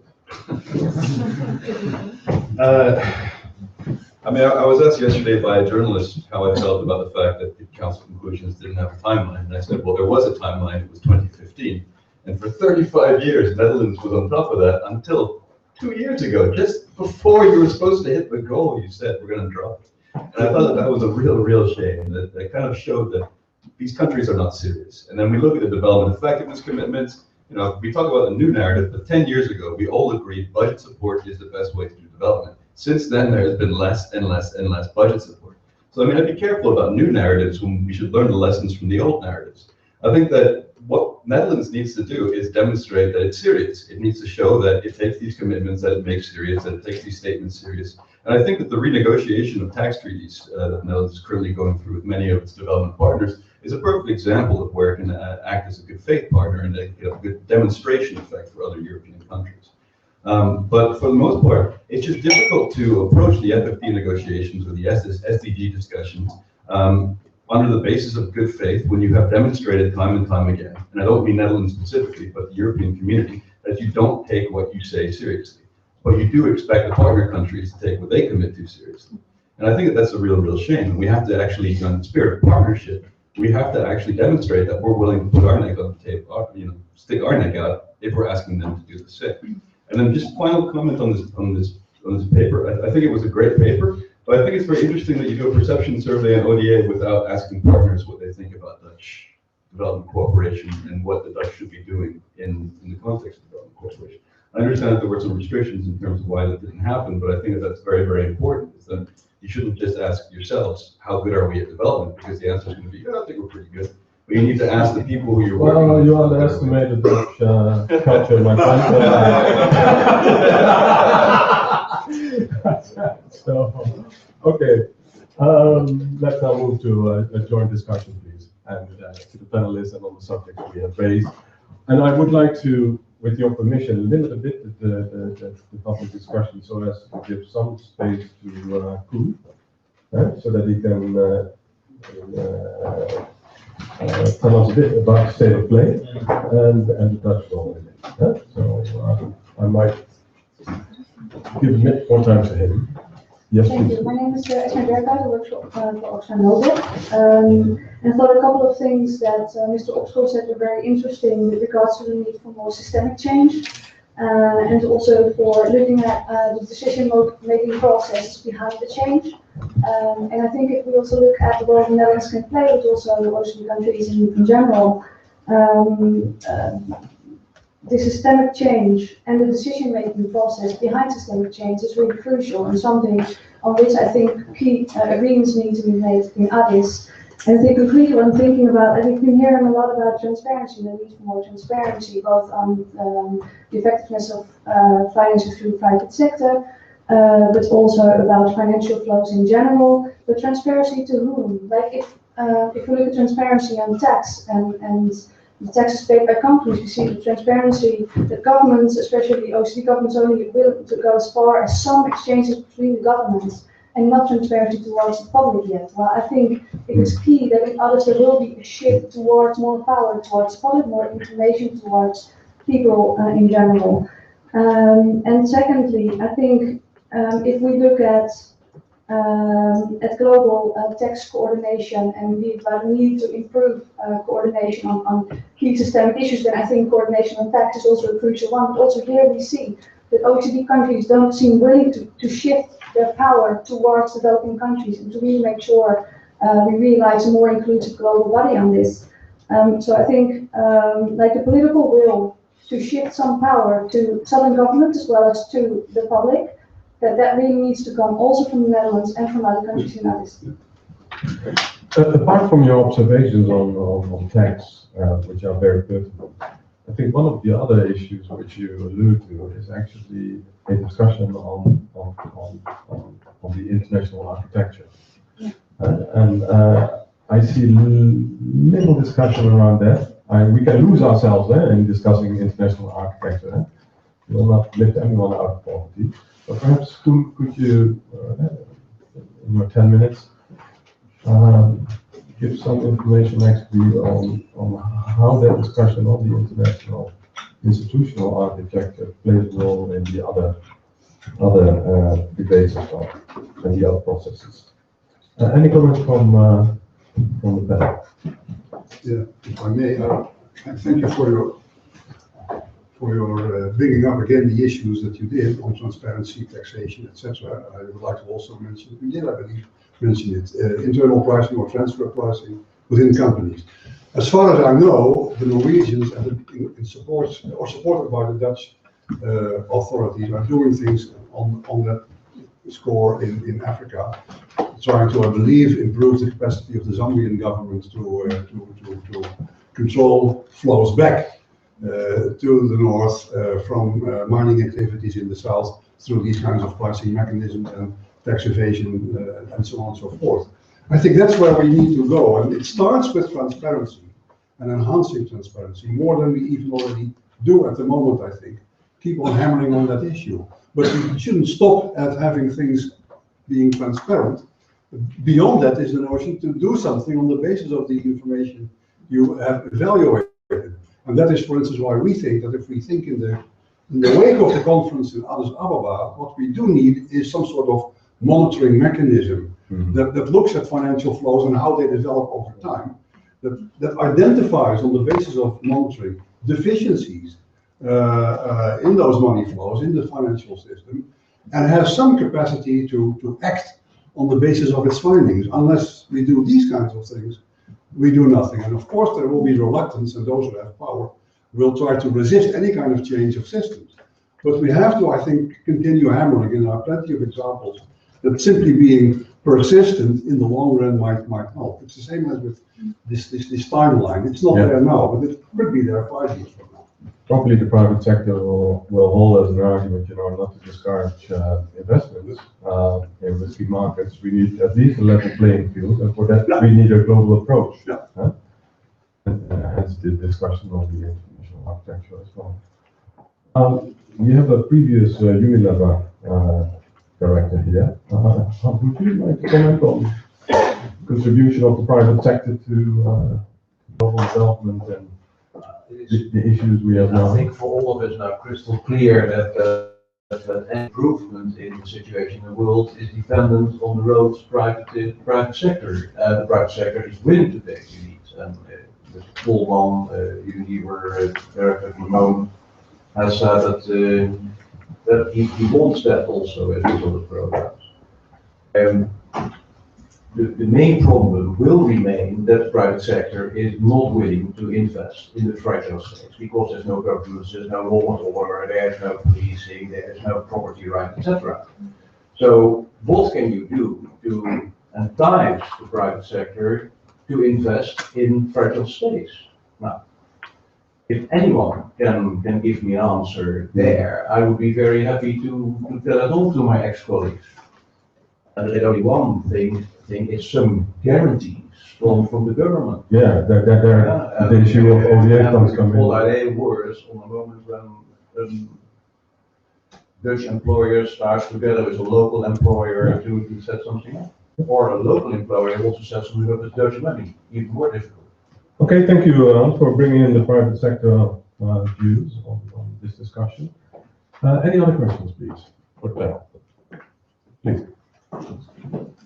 Just to briefly respond on that, and that feeds back to my point that investing more in the poorest countries, in the least developed countries, it should not maybe be that we need to impose, that we need to guarantee for private funds, but that's again a plea to invest the public funds we have in those least developed countries, in those fragile states, because that's the only money that is explicitly designed to do development, and that shouldn't be in itself risk averse as private funds often are. So in that sense, it's again could be a plea to invest those ODA that we have in those countries. But again, that's to lay the groundwork for private funds.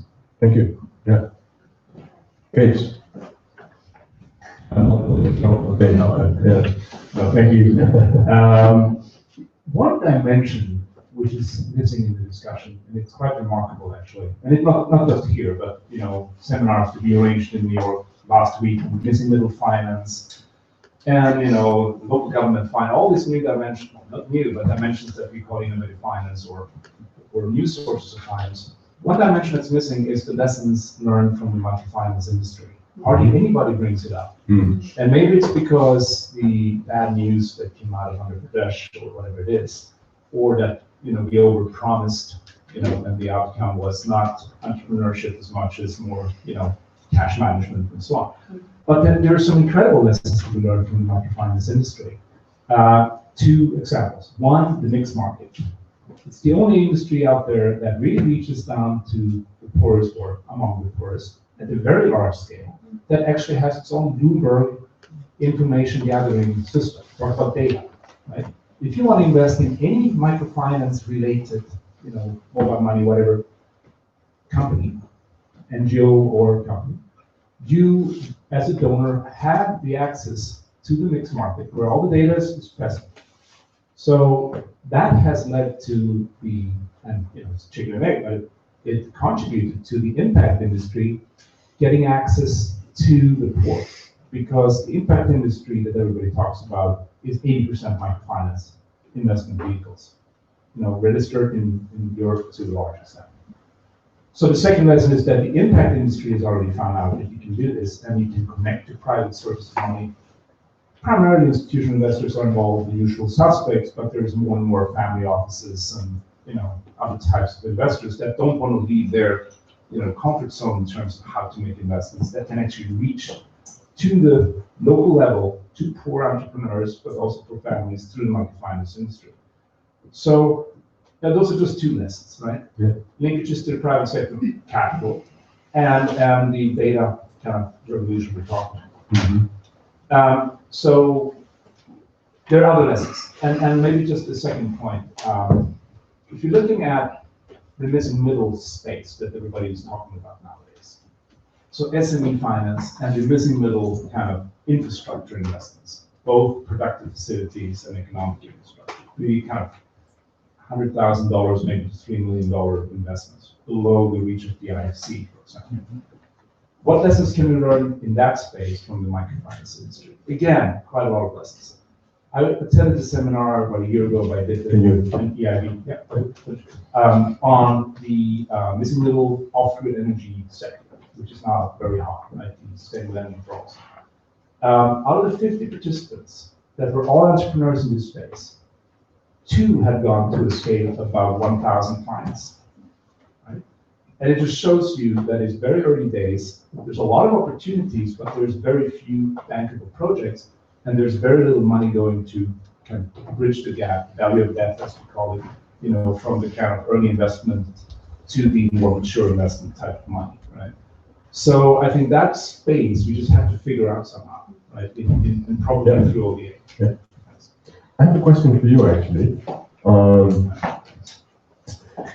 I think we have representatives and experts from all corners of society here. And so we have CSO representatives, we have research. I've given the floor to the private sector as well, so as to balance all views. We have the Dutch government representative as well. But I think clearly coming out from the ERD reports and the other reports is, I think that's the general idea in New York as well. This is, you know, the future international cooperation agenda is a partnership, and everyone should contribute, including philanthropists. So what can we expect from the Gates Foundation in the ongoing policy debates and thoughts?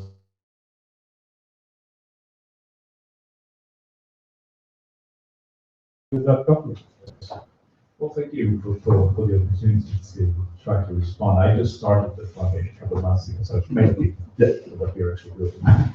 But it seems to me that the foundation is trying to find a niche in specific areas where we feel with our, you know, more patient capital, if you like, stay with the longer run, take risks that it's harder to do maybe for governments. We can focus on a few sectors, a few countries to go deep, you know, again, data-driven strategies. That's our approach. It doesn't mean that we don't recognize other sectors as very important, like energy or climate. We do, and then we try to link to what we know to these sectors. That's one important message. We also try to advocate for the success stories of development cooperation to really bridge to the kind of information gap that's out there. And I'm sure it's similar in the Netherlands as it is in my home country, Sweden, where the perception by the public on what aid actually does and how people live nowadays in developing countries is 20, 30 years old. Yeah. We've not been able to communicate. So on the advocacy side, the Gates Foundation focuses a lot of resources. And it's a very powerful source that we should work together on, I think, and use.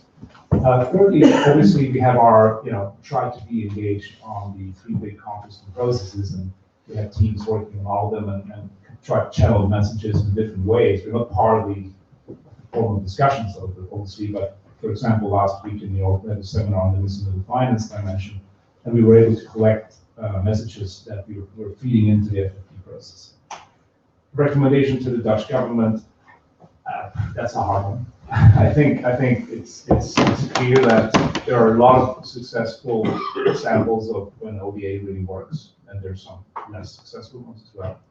I think it's really worthwhile, you know, focusing on the 0.7 target, obviously. It's great to engage with other sources, other partners. We're trying to mobilize other private finance sources very heavily. The Lumen are very much engaged in China and other countries as well to bring philanthropists to the stage. So I think this new kind of partnership that we're so grateful for with the Dutch government and other governments in organizations like the Global Fund and Gavi is really helpful, I think, to bring some other dimensions, perspectives, and also complementary roles into the mainstream of development. Clear. So, thank you. Ladies and gentlemen, can we thank the panel for their contribution to the discussion?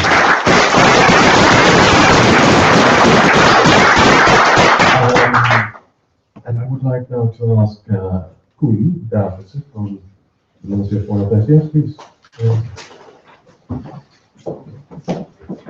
A number of messages came out, you know, finance matters, but and policy enablers as well. It's more a domestic agenda. We need to increase the domestic resource mobilization, so domestic policies matters. Professor Oxford clearly mentioned it's about finance coherence as well. So within the finance realm, we need to have more coherence as well. It is not only one actor. It's a multiple of actors, and how do we bring them together towards a new international cooperation coherent agenda? How do we account for future results? How can we make it pro quo? So how do we navigate through all these conferences that are coming up? And is it an integrated package or are these separate tracks? And is Addis only a means of implementation or is it a broader agenda? There you go. Good. Right, okay. All the answers to that in 10 minutes.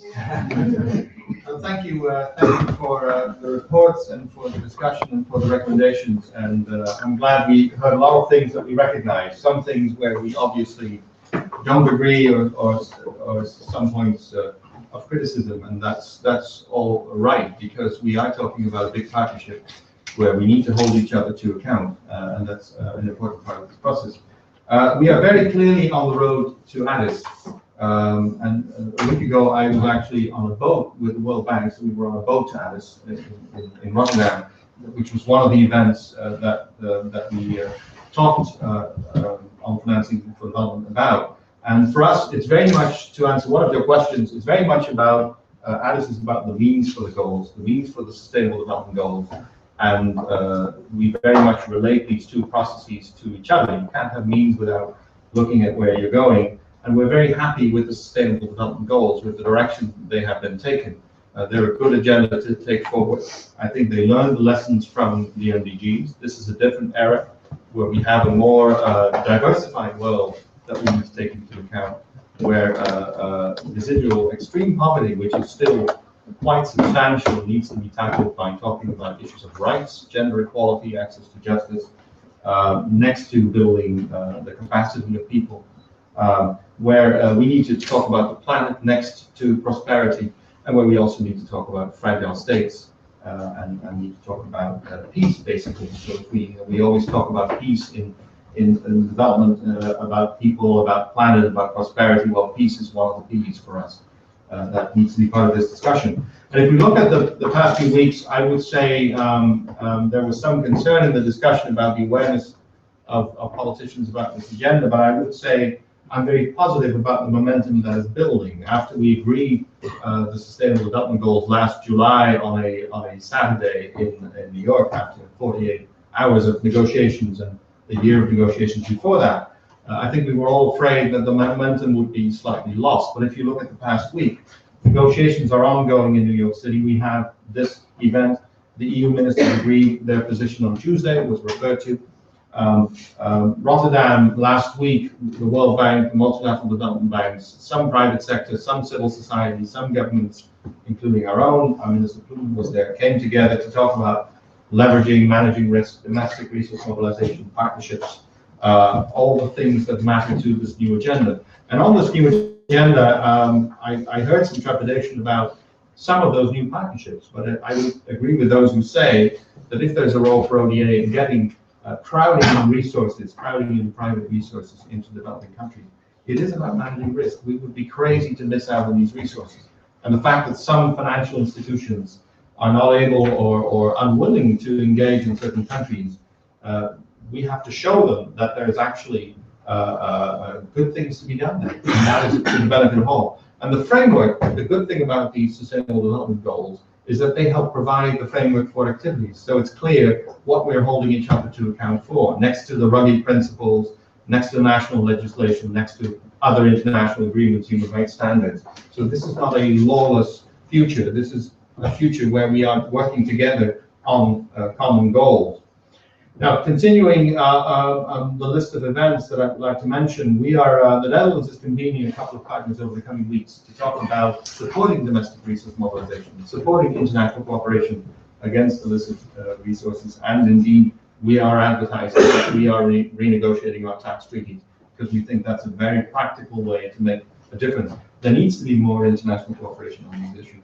Minister Plumer will also host the Tidewater meeting, which is a meeting of like-minded institutions and development ministers, and they will, a few weeks before Addis, talk about last issues to be addressed. And there's, of course, we're very happy with the IAB report on financing for development. There'll be a letter to Parliament soon on the FFP conference, and we'll respond to some of the recommendations made, but I can tell you already that we're very much in agreement with what that report is saying. And that's, yeah, so our priorities are very much in line with this report, the other reports discussed here today, the EDR report, and that it is indeed an area where we need to look at the solidarity we built through the decades, but also at partnerships, also at coherence. It's become a much broader agenda next to the universal side of the agenda, which deals with the fact that we have to look at our own country and see what we're doing in terms of climate change, sustainable production and consumption, but also gender equality. So there's a couple of things we need to learn as well from these goals. Now, Addis is about funding and policies for goals. We've said before that we see this as building a house. We've got a roof of principles, and those principles deal with the 6 principles that the SG has mentioned about dignity, about prosperity, about access to justice, about saving the planet, peace. Those are the points that are basically our common principles of humanity. Human rights treaties are included in that as well. The working principles are included there too. And then the roof is held up by 2 pillars. One of the goals, the SDGs, the other one of the means, and those are the ones we're going to discuss in Addis. But it's very good to be clear about what we expect from Addis. We don't expect all the means to be in that document. We expect that document to open the doors to the things we want to do. So basically, it will tell us it's a good idea to work in partnership. It's a good idea to have policy coherence, and then we will have to nationally, regionally, globally have to implement that. So that's basically what we see Addis for. It's the basis for what we're going to do in the coming 15 years. It's not going to be a complete timetable for everything. That would be wrong to do, because in 5 years we might innovate, or we might see opportunities that we haven't been able to see now. The floor of the building, the floor of the house would be monitoring and accountability. It's been discussed. We need a lot of work on that. I think if there's one thing we've learned, what gets measured gets done. That's one of the lessons of the SDGs. But let's not fool ourselves. It's been quite difficult. If you look at the last report on the MDGs from the Secretary General, you will notice in the footnotes, a lot of this has been projections, because the Secretary General was unable to get data on a number of countries, or a lack of recent data. So we will need a revolution. We can do that because there's been a lot of innovation in the area of data collection and analysis that we can use. In terms of the priorities that I think a lot of us share, even though there's differences of view on the relative use of instruments, I think it's very clear that we still see ODA as core to helping the poorest countries, fragile states specifically. And in spite of some of the doom and gloom, ODA is at record levels, so there is a substantial amount available. Secondly, we need to support capacity building for domestic resource mobilization. A lot of progress has been made. The Netherlands has been a traditional contributor to this area, as has the UK, as have others. But we find the efforts to be disjointed, and we think more can be done. We can help countries also combat illicit flows. We need more cooperation. We need more exchange of information. And I was talking already about the negotiation of tax treaties. And that brings me to just in between these priorities, talk a bit about the issue of architecture. Addis, the document that we have now, the draft document, has a lot of points on architecture. And we are a little worried that we shouldn't focus too much on that, on international architecture, because we don't know if we can get very far with that. There are suggestions for a technology transfer mechanism or bank for LDCs, which we think is interesting, but needs to be specified what that would do. But there's also suggestions for global fora on financing for development, global fora for debt. We wonder whether taxation, and we simply wonder whether there will be a consensus on that, or whether you should build on existing institutions.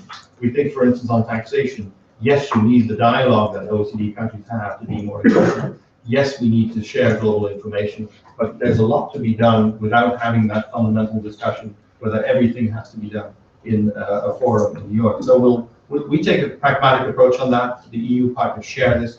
So we're trying to build, we're trying to create pragmatic progress on these issues to have more international cooperation. Now, I talked about ODA, I talked about domestic resource mobilization, partnerships. It has been addressed. I think we need partnerships at several levels. We need thematic partnerships for goal to look at how we're going to make progress. For instance, on food security, you already have the Committee on Food Security in Rome that brings together a lot of partners. Gerrit de Burg, the Dutch ambassador in Rome, is actually chairing that committee. That's a good example of how you could bring together parties to talk about the implementation of the goals. Yesterday, the FAO produced its annual report on food security and nutrition. That would be an excellent report to monitor progress on food security. There could be innovation in terms of the means you could use. I found the fund that looks at rural and agricultural development could be a useful platform for that. So there's elements in place that can be used to scale up efforts to achieve the goals. And let's not forget on food security and nutrition that we still have 800 million people who need help in that regard. Other partnerships are needed to create jobs. And there I do think that you can't avoid looking at the private sector. And you need to look at the private sector, indeed, as it was said, at different levels, not just big companies, but also creating space for SMEs, creating space for women as entrepreneurs, since we still have over 100 countries where rules and regulations and laws prevent women from being economically active as they could be. I think there's a lot of scope there to do better, because we do need jobs. A lot of these countries, the countries that have the biggest gaps in terms of development are young countries. Our youth representative here from SPIKE is cycling through Africa at the moment, talking to young people about the agenda. And one thing, when I talked to him recently over Skype, one of the things he was saying, these countries, there's such a youth bulge, and there's such concern about education and employment, but basically employment. And then, of course, there's the looming risks associated with migration if there are no jobs. So there's a lot of interest from all of us to basically make sure that there is actually a perspective, a future for these young people. The fourth element is basically innovation. It's very much related to the partnerships, but I would be on the side of those who say that ODA can help reduce risk for private investors and can help enable entrepreneurship, whether it's small companies, whether it's foreign investors. And I would say there's a moral hazard in not trying this. So I do think it's incredibly important to try and enable this, because the jobs in these countries are not just going to come from the government. It would be the wrong thing to do. Policy coherence, it's been mentioned. I think in the Dutch, in the white paper that will be sent to Parliament, you will see a very strong emphasis on the need to align trade and investment and to make them work for development. It's not for nothing that in the Netherlands we combine the portfolios of development and trade in one minister, because we do think there's a lot of gains to be made by combining these two policy areas. And finally, I think also in Addis, we need to look at the document through the perspective of rights. I also already talked about gender equality. It's about inclusion, financial inclusion was being mentioned. And I think that also points to the fact that policies and institutions are incredibly important to make a difference and to really make the dream of eliminating poverty by 2030 come true. So I think all in all, I do think we feel that a lot of the issues that were discussed here today and a lot of the recommendations made, we feel that as supporting the line we're taking.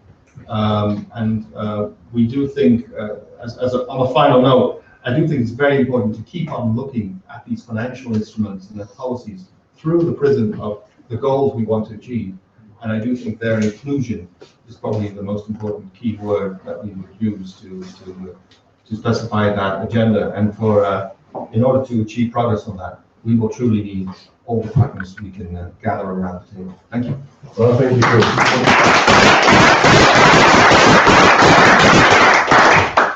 Well, if this is not policy transparency, then I don't know what transparency is. So thank you for sharing your views and progress so far. What is your biggest hope going forward now with this challenging containment? I think my biggest hope is that, well, there's long-term big hopes and there's short-term big hopes. I think my big hope is that Addis will be a successful conference that will build the confidence so that when we adopt the goals in September, we would truly feel that we've achieved this and we can work with. I think people are very positive now about the MDGs, but let's not forget, it took about 2 years before the MDGs were acceptable as a basis of the Financing for Development conference we held in Monterey. And so the fact that we're already now, before the SDGs have been adopted, discussing them, that we've got EU policy on them, that we've got the World Bank and other development banks focusing on them. That's an enormous plus. We're way ahead of where we were when the MDGs were adopted. So my hope is that we can, from September onwards, we can really get going on the implementation. Thank you again, Kurt. Thank you. And ladies and gentlemen, thank you to all of you. I'm not going to wrap up. We're already 2 minutes over time. Which means we realize we're not going to travel again. On behalf of Partos, on behalf of Kaleidos Research and ECDPM, I would like to extend a big gratitude to all of you for participating in this discussion. And my hope to all of you will be stay engaged, stay vocal. Whether that needs to be targeted to 0.7 only is a question. Yeah? And we have had all the arguments on the table, but this is a truly global partnership and we need all actors to stay engaged. And we wish Koen and all his policy partners the best of luck.